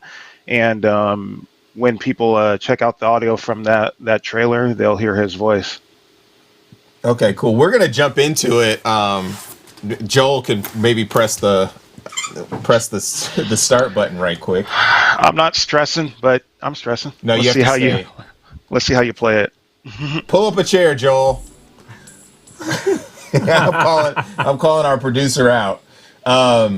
Yeah, so just pick a level real quick, and we're gonna run through it. Can you tell us where the game has gone since you first debuted on the Guerrilla Collective? I'm trying to remember. That was last year. Let's see. A lot of, you should probably use a jump button. Yeah. I can see you already got 44 deaths. 44, that was definitely me. Hit R or back button to start again. Anyway, it's been a revamp of the kind of art and whatnot. Been refining some stuff, and actually, you're killing me with this. The build that you're playing is probably at this point like 2 or 3 weeks old. So it's undergone a lot of changes even since it's built, but this is close enough. What are you playing on, by the way? I'm gonna jump in. Yeah, let him jump in. Love a struggle bus. Yeah. Let's see if Justin can do it. Killing me. That's why the bumpers I think we're gonna have to. Sorry, we have to restart. There you go. That's why the bumpers are jump. See, it works for you. Dash. No, that was close. Yeah. All right. I think Alfonso has some questions. Yes. So, we got. What was the refactoring you did for this game right now? Because I know that you said you were doing a bunch of refactoring when we talked to you last time. So, what were some of the elements you added? Some of the things you changed? There's so many things. It's hard to actually focus on. But so some of the things that they're not really in this build, but different characters and whatnot. So, I'm an old school gamer plus an old school game maker and all that fun stuff. So, I'm implementing kind of a thing you remember Super Mario 2, the US version, where you had different characters. You had Luigi and Peach and Mario and all that.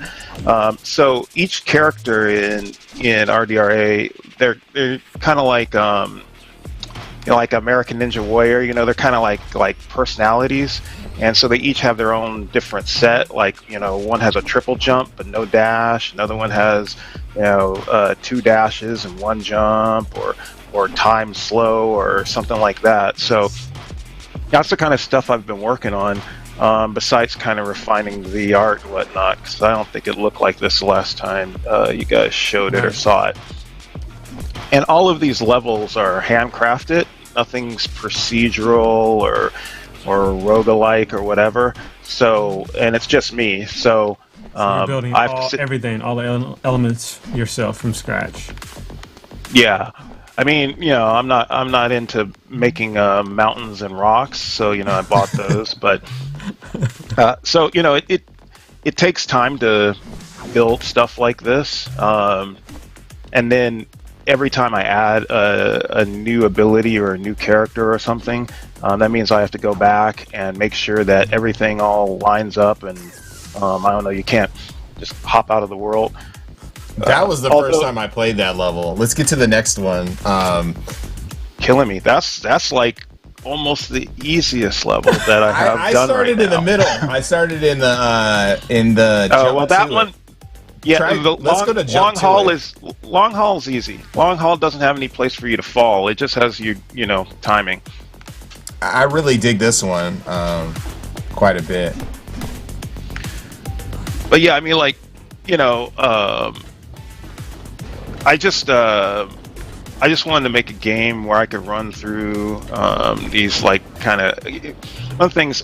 I'm a big fan of Respawn's work. I'm a big fan of Destiny, and so I'm running around. And I'm like, it would be great to run around in these environments, but not be shooting anyone. It's not that I don't like the shooty shoot, because I do. That's why I play those games. But I just wanted to like run around killing me. I just kind of wanted to run around and kind of parkour and whatnot off of it. And then I'm also a fan of platformers and whatnot, like and even some hardcore, like Super Meat Boy and Celeste and whatnot. So I was like, well, why don't I try making a first-person Super Meat Boy that looks kind of like Destiny or Titanfall. So still working on it. But, what were the inspiration for some of the elements in the game? Oh yeah, that's what I was saying. Like, like I said, Destiny and all that kind of sci industrial kind of look. I really dig it. I also, coming from the old school, I really like. I used to love playing games just to see what the next level was. Like, is it the snow level? Is it the lava level, or whatever? What's the new thing and what's the new gimmick? And so it's got a lot of those inspirations, old school platformers, and you're killing me. And Man, the soundtrack. and for the sort of all of the audio in the game, you said you did most of it. You said your son did something's helping you with it, but that doesn't seem like like you're doing everything for the game. Like, how is that? How are you managing that time to do like the music, the visuals, the programming? Like that's a Herculean effort.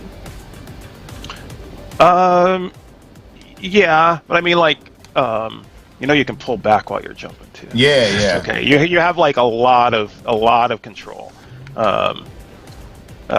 Like, okay, good luck. Anyway, so the thing is like making games really hard. Every once in a while, you're going to find yourself kind of struggling. Really, like, you wake up and you're like, oh, yeah, well, there's that. But it's like you wake up and you're like, oh, I don't want to code this thing today, right?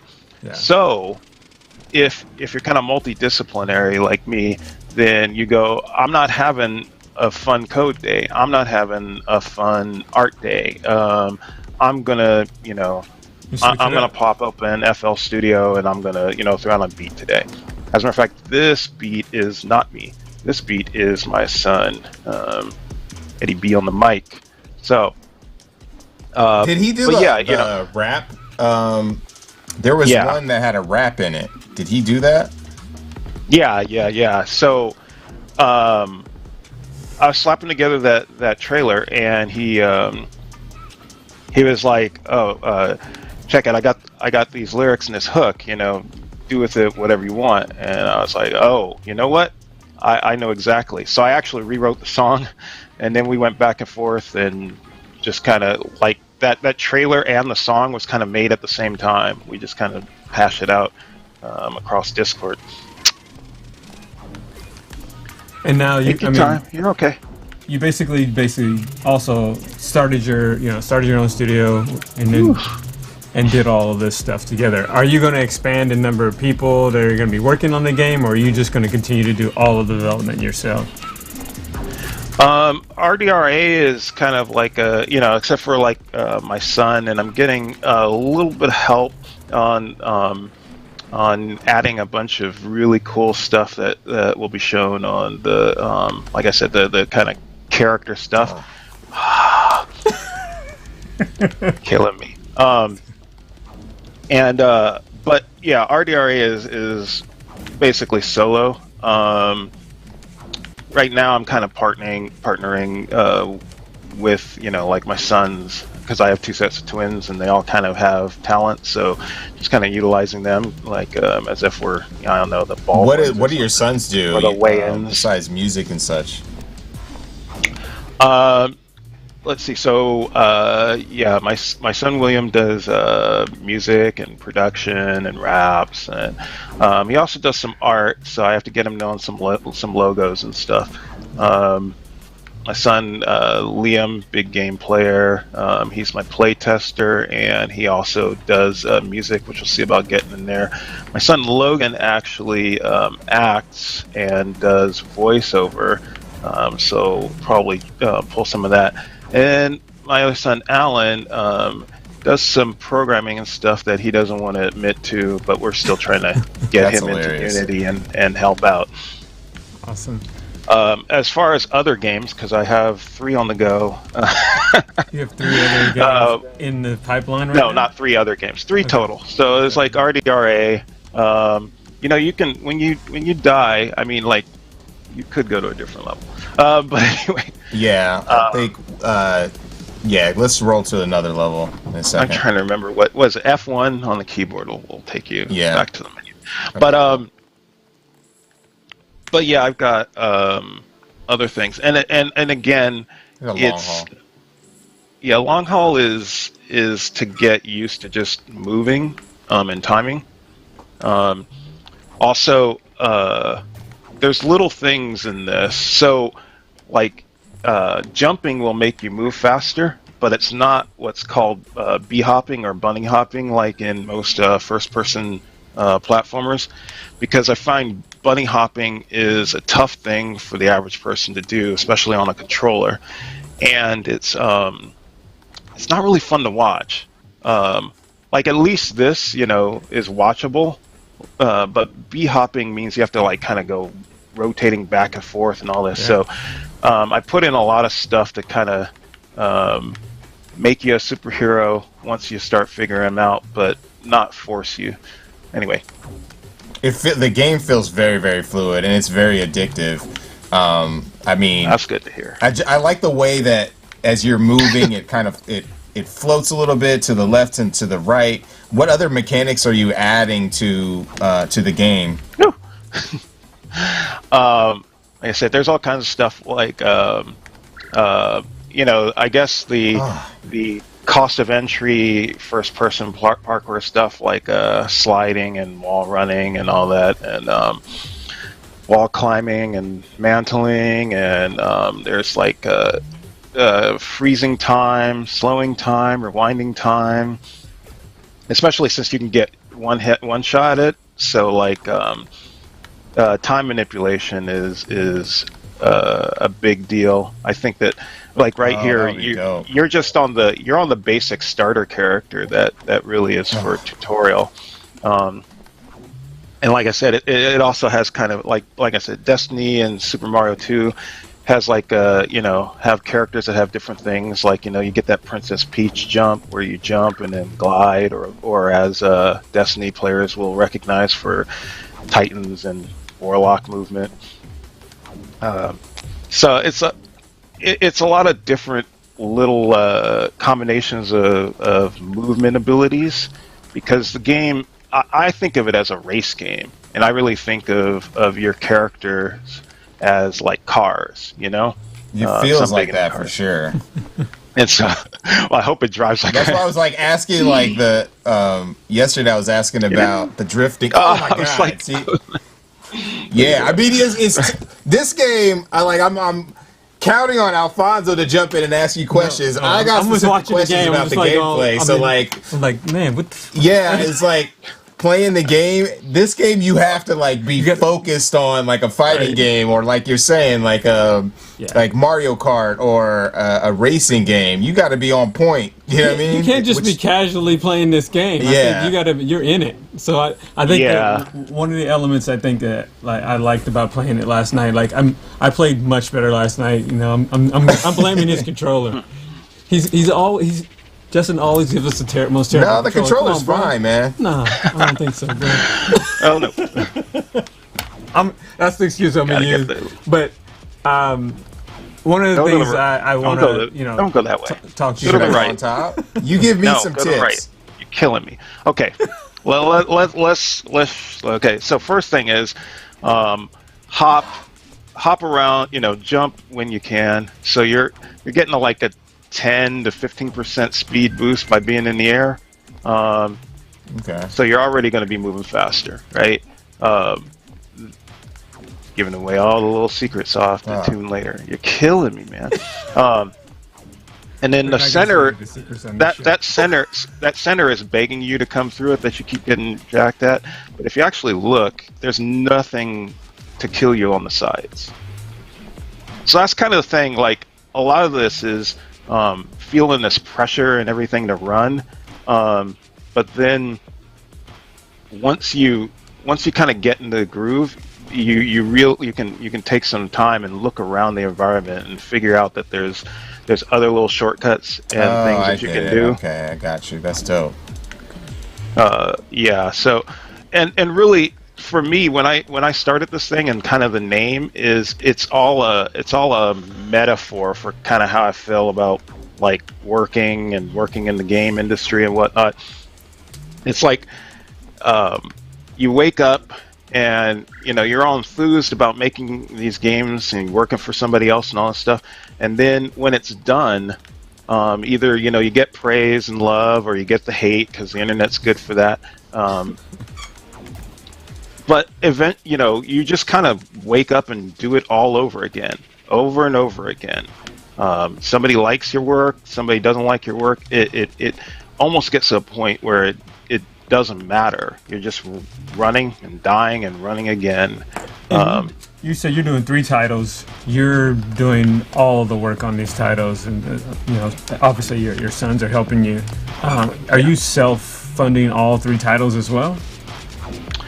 I am self-funding 2 out of the 3. Okay. RDRA has a little bit of investment that will probably be announced later, and that's part of kind of the revamp that's been going on. Also, was like, oh, okay, well, now I can actually kind of do what I really wanted to do. Nice. With that extra cash. Oh my God! I'm sorry. I'm sorry for making this so hard. No. Yeah. Get dash. Yes. All right, that's a perfect place to stop. So you. But yeah, the game is really fun. It is definitely there is definitely a learning curve to trying to figure out all of the ways to move and the way that your character moves. Like it's going to be dope to see all of the additional maneuvers that are added to the game, and I'm gonna keep playing it till I understand how the level makeup is done. Yeah, I kind of wish you had shown a Slow Road, but yeah, like just because Slow Road also has a nice big billboard for you. Oh, sweet. Yeah, we'll show it again. We'll stream it again. But thank you so much for joining us. Where can we find you and find out more about the game? RetroNinja.com. You can find all kinds of info. Retro Ninja's on Steam. Retro Ninja 5 on Twitter, and Retro Ninja Games on Facebook. I'm on IG, but I'm really horrible at updating that. So, but I mean, like, if you get at me on anything, I'm there, and I'll probably respond, even to the haters. You'll make me greater. It's okay. That was a dope. You dropping bars. Thank you so much for joining us. We look forward to everything you do. Thanks for having me, man. For sure, always. Thanks, Tony. Thanks, Tony. We're going to go to a very, very short break, and then we're going to come back with Evan Washington from Interrobang Entertainment. Stay tuned.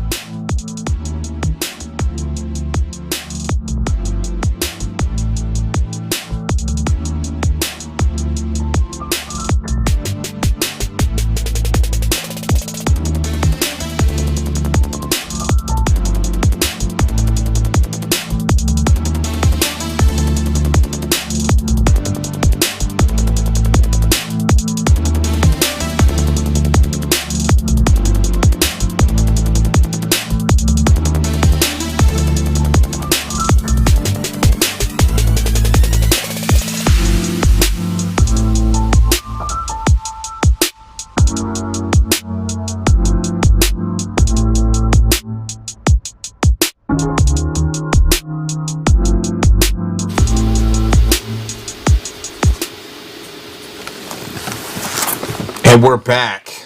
We have Evan Washington on the line.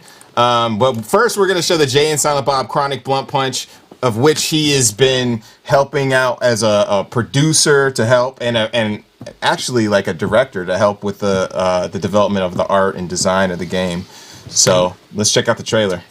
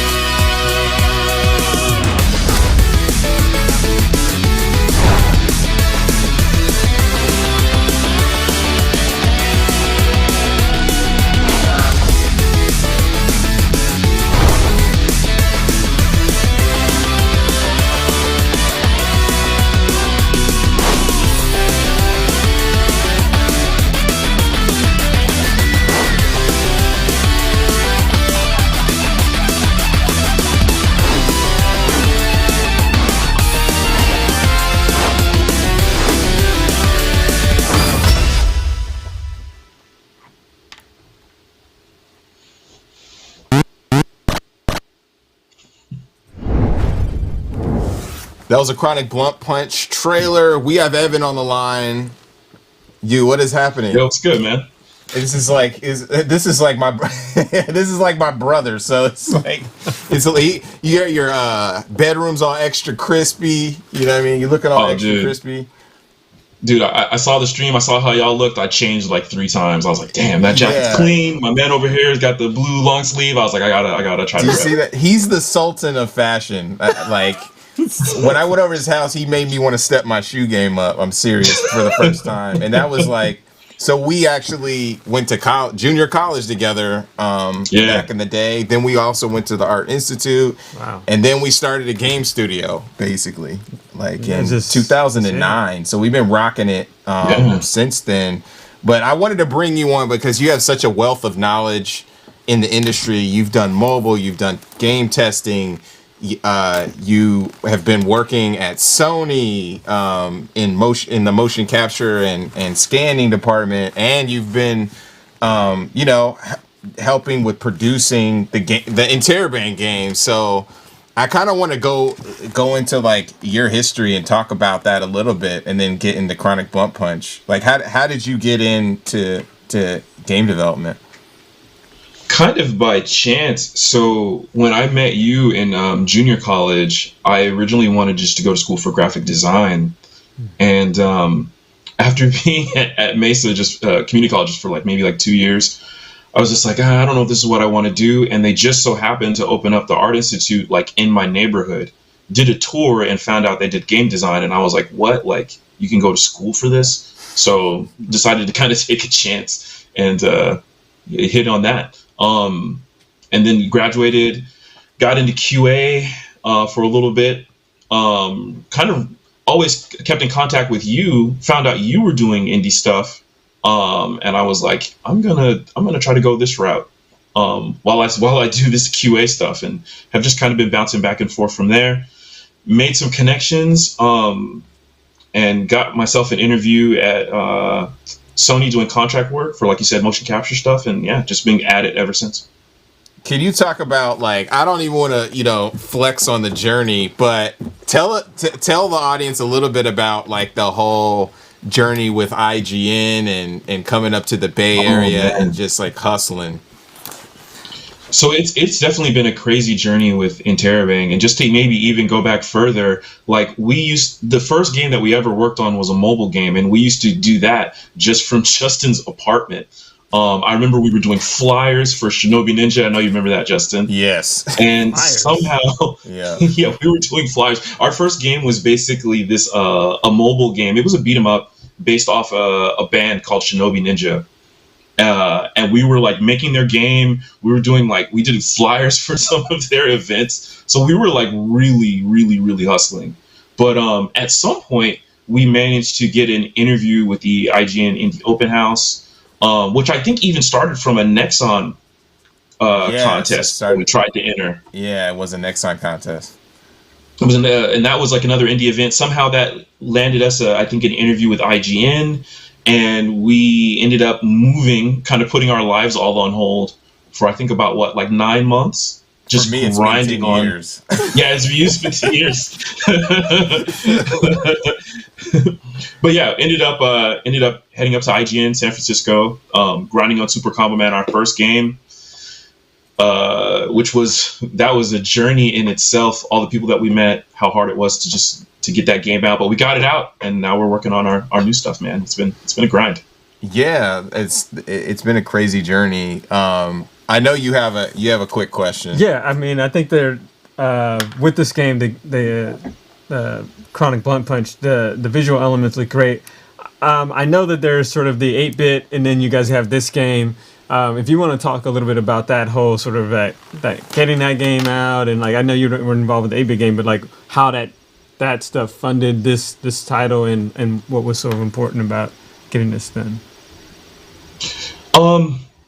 So with the 8-bit game, I think we wanted we wanted to get something out to our backers that just showed that we appreciate the support that they gave us for Chronic Blunt Punch. In terms, I guess I think if you might have been asking about kind of the art style difference too, yeah. And why we chose 8-bit and this game. I think the retro games are awesome, and we have some really great people working on our team that have experience in the 8-bit market and putting out games like this. And then for Chronic Blunt Punch, it's just we have this amazing artist, James, who we call Jim Jam Cobblestones, amazing artist. And I think when you look at games like Scott Pilgrim or some of the Turtle remake games that I think are getting ready to come out, I think the 8-bit stuff is cool, but we also want to kind of really elevate that kind of art style and make it a little bit more fun and lively and more animated. And I feel like you don't see that as much. I feel like the 8-bit stuff is kind of what's popular. So going in this other direction with Chronic Blunt Punch, I'm moving my hands and stuff. I'm sorry, I look crazy, but I think it just looks great. And it's fun to work on, and I think that's just kind of what we wanted to visualize with. Can you talk quickly kind of about your role and working with the external artists and such, because it's all hand, a lot of it's digitally hand drawn, and it's a lot of work. So basically, my role currently is just facilitating feedback from our main artist to the animation team, and then making sure they're communicating correctly. Typical producer work. It's interesting to do, having when you start off as an artist, like a contract artist, and you're working with producers, going to working as a producer. I now feel for every producer I've ever worked with in the industry, and I'm just I'm so sorry.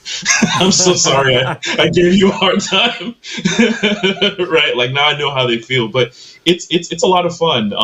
But yeah, I basically just kind of curate all the feedback, make sure that whatever James draws, the animators, they understand and they get what's going on. So that's kind of my role. I also help with a lot of the combat, and making sure that is tight as well. So if James draws an uppercut in a particular way, I have to make sure that in game it represents how he sees it.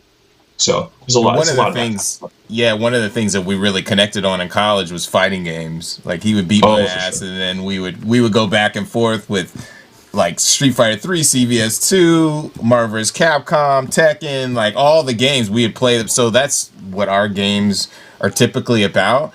And Evan really helps to facilitate like how the mechanics, the combat mechanics, and the combat works actually in the game. When you have these fluid animations, sometimes we have to cut frames, sometimes we have to make the character move further, and we have this whole system. So like it's just a lot that we have to work on, you know. And you'll see that in the game too. I think when it releases, we're always, I want to call them happy accidents, but like you'll find situations where combos happen, or I can combo this, or this works, this juggles, this does a hard knockdown. It's a lot of fun stuff like that. And like Justin said, that all kind of comes back from our experience in college, just playing fighting games and, not doing homework when we should have. Yeah. So where can we find out more about you in Terror? It sounds weird that I'm even saying this, but like... So yeah, you can find all of the updates on the game on Interrobang ENT on Twitter. I think it's the same on IG as well, and I believe on Facebook. And you can find me on IG mostly as Dub Mobile. I'm usually just posting shoes and drawings. And you can find me on Twitter as well. Same name, Dub Mobile. What? No TikTok? No TikTok. I just downloaded TikTok and I can't. I can't either. You know what I mean? But thank you so much for joining us, Evan.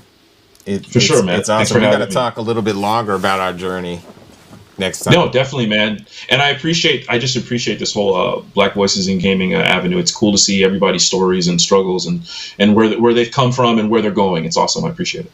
For sure. Thanks, man. We'll talk to you later. For sure. Yeah, it's cool to like kind of have a legacy of folks that you're grinding with and working with, and that are like legit, like feel like your brothers through this journey. Yeah, you have a ton of industry contacts, and working with Humble, you've gotten all these titles, that funding, and it's been really important and really helpful to this community of people. For sure. So next up, we have Graham Reed, Graham of Legend, and we're going to be showing his game Super Space Club. Let's roll the trailer right now.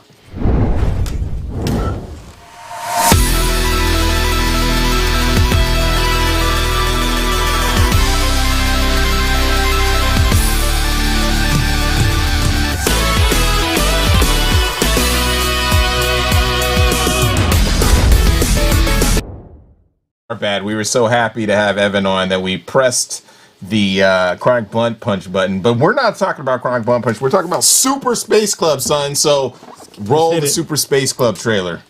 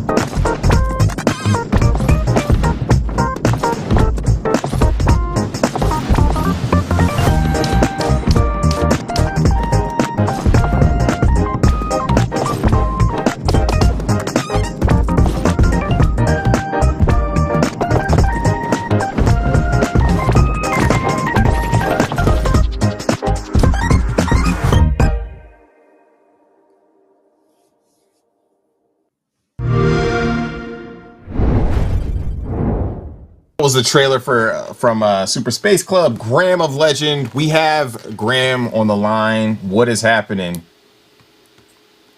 Yo, I got very excited to see I was making a Jan Silent Bob game. I know, right? Like that is totally our bad. I'm blaming the producers on that one.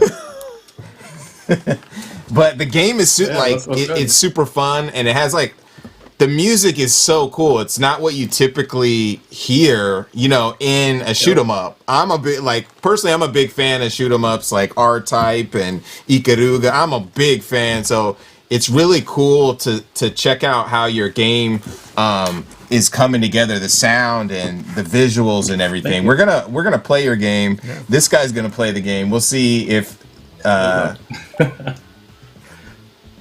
yeah. We'll see how everything rocks out. So can you tell everybody about your studio and how you got started? Yeah, so my studio is just me. I'm Graham Legend. And I'm a Jamaican born and raised game developer now living in New York. Right now on the game is just me doing all of the game design, the visuals, everything, except the sound design, which is done by these two really talented guys that go by Fat Bart.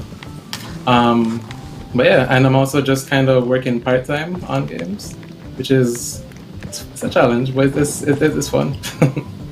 Yeah, so you're working part-time like on this game or other side games? Part-time on this game. Oh, okay. How did this game come about? My day job is at Snapchat, so I'm just trying to work after hours on this. Really? You work at Snapchat? Yeah. How is that? I'm curious. It's alright. No, it's good. It's fun. I honestly, it's a fun job. I really enjoy the people I work with, especially. They're the reason I've been here for so long. But yeah, my passion is in making games, and that's why I'm here, trying to make Super Space Club and trying to make it just a pleasure for you guys to play. When did you start Super Space Club? Technically, I started back in... When did Spider-Man Into the Spider-Verse come out? Because that's one of my biggest inspirations, like visually for the game. Oh, I think like back totally in December 2018, Yeah, maybe. I see that. But I've only worked maybe like 300 hours or so on the game, so not that long. Like I could have made this in like 6 months or something, I don't know. But obviously with this work and then COVID and then Black people being mistreated, like it's been hard. It's been hard to actually just sit down and focus and just make it, But yeah, it's been a little passion project of mine. Can you talk about, because you kind of snuck that one in there, can you talk a little bit about the hardships of, like just like you were saying with the George Floyd situation, the protests and the unrest and your development in the game? Of course. Last year sucked. It's hard, especially because my wife and I, we have a 10-month-old, and wow. He back then obviously he wasn't born yet, and so after seeing that happen, and obviously everything else that happened before that, it really weighed heavily on me because I'm bringing this little beautiful black boy into the world, and I have to deal with this, And also on top of that, I'm a citizen now, but coming from Jamaica, it's like I'm also international. And so it's just so much to try and juggle being black, not being from the country. It's just a lot. But thankfully people are waking up. And also I have a very strong supportive network of not just black people, but just of a lot of different friends from all walks of life. And I think that really helps a lot when you see them especially actually trying to help and support the cause and learn and educate other people. Like it's been hard, but we're here. we're making it one day at a time. How does life as a developer differ from the States, from where you're originally from? So in Jamaica I would say it's a budding up and coming scene. And I think that's mostly because there's like the lack of education and lack of resources in Jamaica to actually become a game developer. Which now we have the internet and Unity and all these tools that just make it easy, like YouTube University, shout out. But I think it's just a matter of education and time. Like I think you're going to see more games from Jamaicans in Jamaica coming up, and it's going to be a wave. I'm excited. It's really interesting. Sorry, I was just saying. Right now, Yeah. it's still up and coming for sure. That's cool. Yeah, it's so interesting. Like, working with the Humble Black Game Developer Fund, we're talking with a lot of folks from Africa, and it feels very similar in the sense that like it's up and coming, it's budding. Like there's so many different ideas coming from these various places that we don't initially even know exist. You know what I mean? So it's awesome to hear that. About Jamaica. Could you tell us a little bit about the gameplay mechanics and what to look forward to in Super Space Club? Sure. So essentially, it's like asteroids, but if instead of trying to, the goal of the game was to actually blow up all the asteroids, it's trying to defend the galaxy from all these different enemies that you're seeing. And what I think is cool about it is that every time you shoot, I don't know if you realize this, but every time you shoot, you lose your energy. Yeah. And so it's all about maintaining your energy as well as trying to, as well as trying to not get killed, exactly. And if it stay on the screen for a second. So if you look, you right now you can choose your weapon, but also you're going to be able to choose between different characters which unlock abilities, and then you also will have different ships, so that will kind of determine your weight and how much energy you actually have. So more on that to come. But yeah, so it's and also there will be missions for you to do. So it's going to be a lot more in depth than what you're seeing right now. Not a problem. But it's good though. I think the meat and potatoes of the game is just actually flying around and just trying to drift and space dogfight. Yeah, it's the gameplay it flows really, really well. I love the controls, the thrust on the game. I really like the giant weapon. It's my favorite because I can Alfonso's son is actually making a shooter too, and it's vector based, so it's cool to see this. You may have to connect you guys so you can get some pointers. I'm down. What are some of your inspirations? I know you said like asteroids, right? But like, are there certain shoot 'em ups that you just love? So probably even more so than asteroids is a game that was made by Vlambeer called Luftrausers. Oh, okay. I think I took a lot of my inspiration from that, just in terms of the whole world always looping, instead of just you rotating around the world like asteroids did. Yeah, I think that's probably my biggest one. I would say, and also Jetpack Joyride, just because me and my friend, we spent hours upon hours just playing that game, and I love how quick you can just get into it and just cycle through. And that's as you can see, like when you die, it just brings you right back into the loop again. Just right back in. Yeah.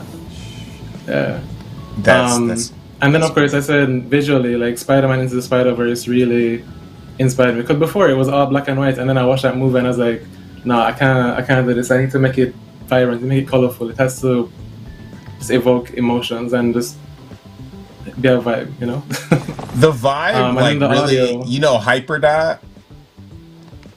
Everyone tells me what Hyperdot. I never played it. You gotta check out Hyperdot because it's not the same. But it's like it has the vibe. Like I just want to chill, play this. There's consequences, and you're a little bit stressed out, but it's equalized by the vibe that you have from like the beautiful colors, shapes, and the soundscape. You know. Yeah. The music to me was very important too, because there's so many bullet hell games, and I wasn't trying to make like this chaotic, hectic like rock music, EDM kind of vibe. It was just more to be like, the game is still difficult, as you can see. It's not easy, but I wanted you to feel it's like a chill thrill, you know. It's like you're enjoying it while you're losing. That's cool. Yeah, all and while you're getting that, better too, because eventually you just get better over time. Oh no, go ahead. No, I was just saying you get better over time as you learn like the different enemy behaviors and all that. Yeah. That's cool. I really like the play. It's really smooth. Yeah, I was gonna say like the like you were saying, most bullet hell shooters are like heavy metal, like Japanese based synth heavy metal, and you're like, you know what I mean? Yeah. Like Raiden Trad or Raiden and Darius and all those like games. But it's definitely a breath of fresh air. So when are you? Do you have a release date yet? No. Okay. It's coming out this year. I have an idea of when I want it to come out, but again, I think just because of the nature of how I'm making this, like after hours, after my day job, I don't want to put like a higher date on it and have to push it because there's no rush for me to actually do that. But this year for sure, because I don't want to miss this year. That totally makes sense. Do you have idea of like what your follow-up is going to be already? Yeah, I mean, I have ideas for sequels to this, and then I also have just ideas for a ton of other games. But definitely something that I can make in a very quick time, because I don't want to spend this long on another game unless it's going to be like a group effort. That makes sense. How long did you say you've been working on this? So in terms of years, like about 3 years, but in terms of time, I would say like 4.5 months. Yeah. Oh, okay. That totally makes sense. That's pretty amazing. If you had like a bucket of a bucket of cash is not even that much money. But if you had a trash quarters? bin full of cash and they weren't nickels, what would you like? Would you go full time on just game development and starting a studio? Yeah, should I call Snap right now? Snapchat. I know. I'm like putting you. I would. It's honestly, it's really my passion for sure. Like I do enjoy everything I make at Snap. It's fun and fulfilling, especially because it's something bigger than me. You know, like working at Snap.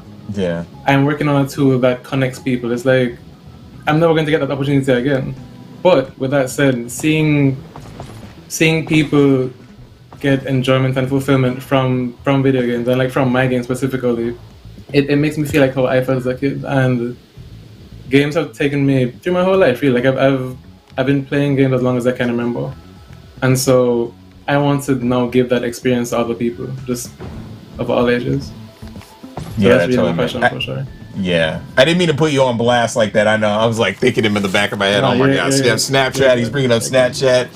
I'm telling about like. I mean, no. The thing is, if I didn't want to make games, I would stay at Snap for the next 10 years. Like I've been here for 6, and I would stay another 6. Like it's nice. They've treated me well, and it's a fun place to work for sure.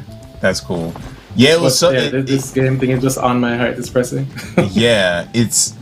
I was gonna say it's really cool to see like you are part of the freshman class, the 2021 Black Voices in Gaming freshman class, which came together so organically, and it was so quick.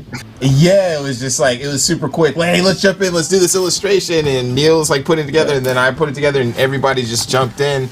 Like, what kind of feedback did you personally get from that? In terms of what? In terms of like being in the freshman class and then people responding to it. Gotcha. I mean, purely positive feedback. I remember when I shared it in like my internal circles, people were like, "Wow, there's a lot of black people making games. We didn't know." And it's like it's good. I think it's good to put us together and elevate us onto this platform because like no one else is doing that, you know. And it's really nice to see because I'd have never known about a lot of these games unless I was a part of this, or unless even if I wasn't a part of this, unless you guys put it together, I wouuld have known about a lot of them, you know. And I think especially now, like people are, and it's just really nice to see people of different cultural backgrounds, people from different parts of the world, or different genders and all that stuff. It's really nice to see all of that coming together in the game space, and it's nice to see black people making games, making cool games. It's a good feeling for sure. Yeah, it's very awesome to like even on the Discord server. Very well. Oh, go ahead. Sorry. No, I was saying people have been responding to it very, very well. Yeah. That's cool. Yeah, it like even on the Discord server, like I'll go in there at some point, and then all of a sudden it's just blown up with all these like really cool ideas and trailers, and you know what I mean, tactics. It's like a community. It's really dope. So I guess is he doing okay? How would you rate this dude? I'm putting him on the spot because Tony was one thing you're killing us. He was like, "Oh, you're killing me! You're killing me!" He was like really shitting on me earlier. You know what I mean? So I know that you're like sometimes it's cringeworthy. What are your thoughts on Alfonso's gameplay? So I think Tony just wanted you to do well. You know, he was trying to make you better. But for me, if you're enjoying it, then I'm happy. Like, yeah, like even if you're trash, if you're having fun, then that's all I care about. But one thing you're not doing is every time you kill enemies, they have these bits that come out, and you're supposed to collect them to get a higher score. But you're just running, which I mean is fine too, as long as you're enjoying it. Like I said, that's the main my main goal. But you gotta get those nuggets, man. Actually, I've been collecting. There you go. You see, I'm like they're magnetic, so they come towards you. But also, no, I was gonna say don't die, but it's too late. He said no. You got canceled, son. I think this is. He's putting the controller down, but I will be playing later, and I'm going to be killing it. Trash. Next time you're going to be in the interview seat, and I'm going to be sitting here like this, and then I'm going to have you on, and I'm going to have Tony on, and I'm just going to have Tony chastising me. It's going to be amazing. No, here's what we do: get Tony to play this, and then let's see how he does there. Yeah, we should have you switch games. Crossover. Yeah. That's it. I'm totally down with that. That is so good. I love it. So where can we find you? Where can we find out more about Super Space Club? Sorry, I have no idea what's happening with my camera. Is this weird? Has it been happening this whole time? Flickering a little bit.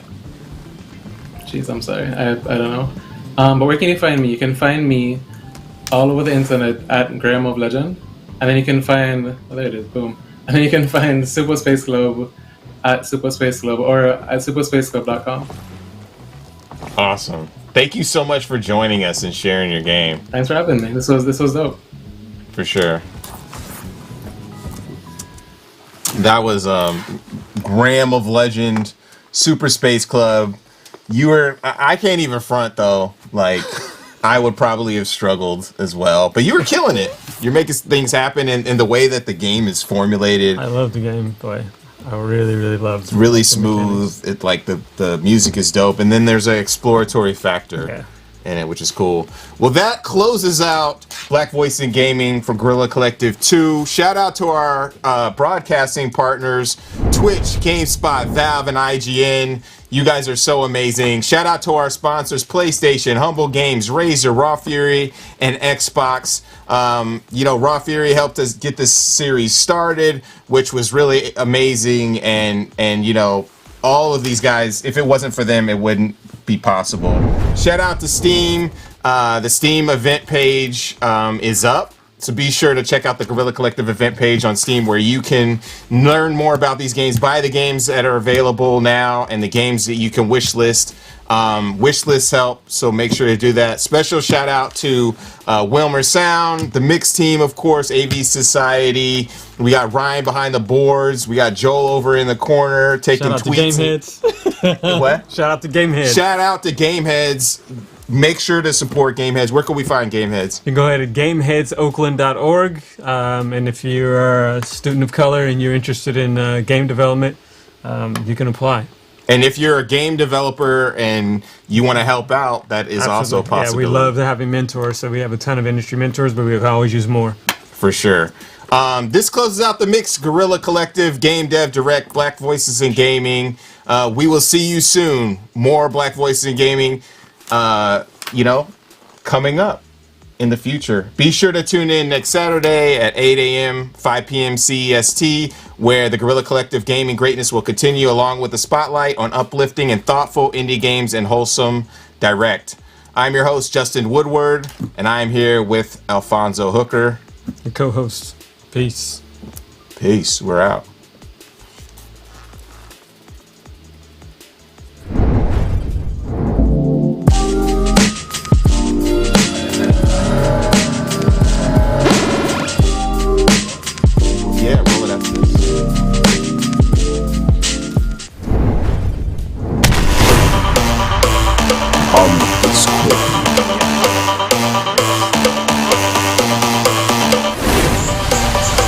Of a spirit guide is the only one. Welcome to the grid. Just tell me what I gotta do. Defeat new enemies.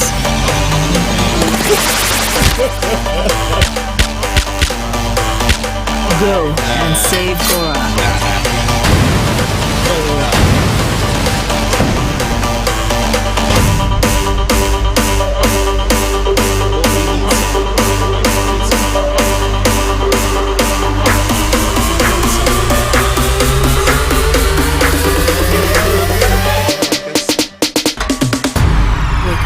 You saw that we were struggling, no? I kept saying we had to like fuck around with keep.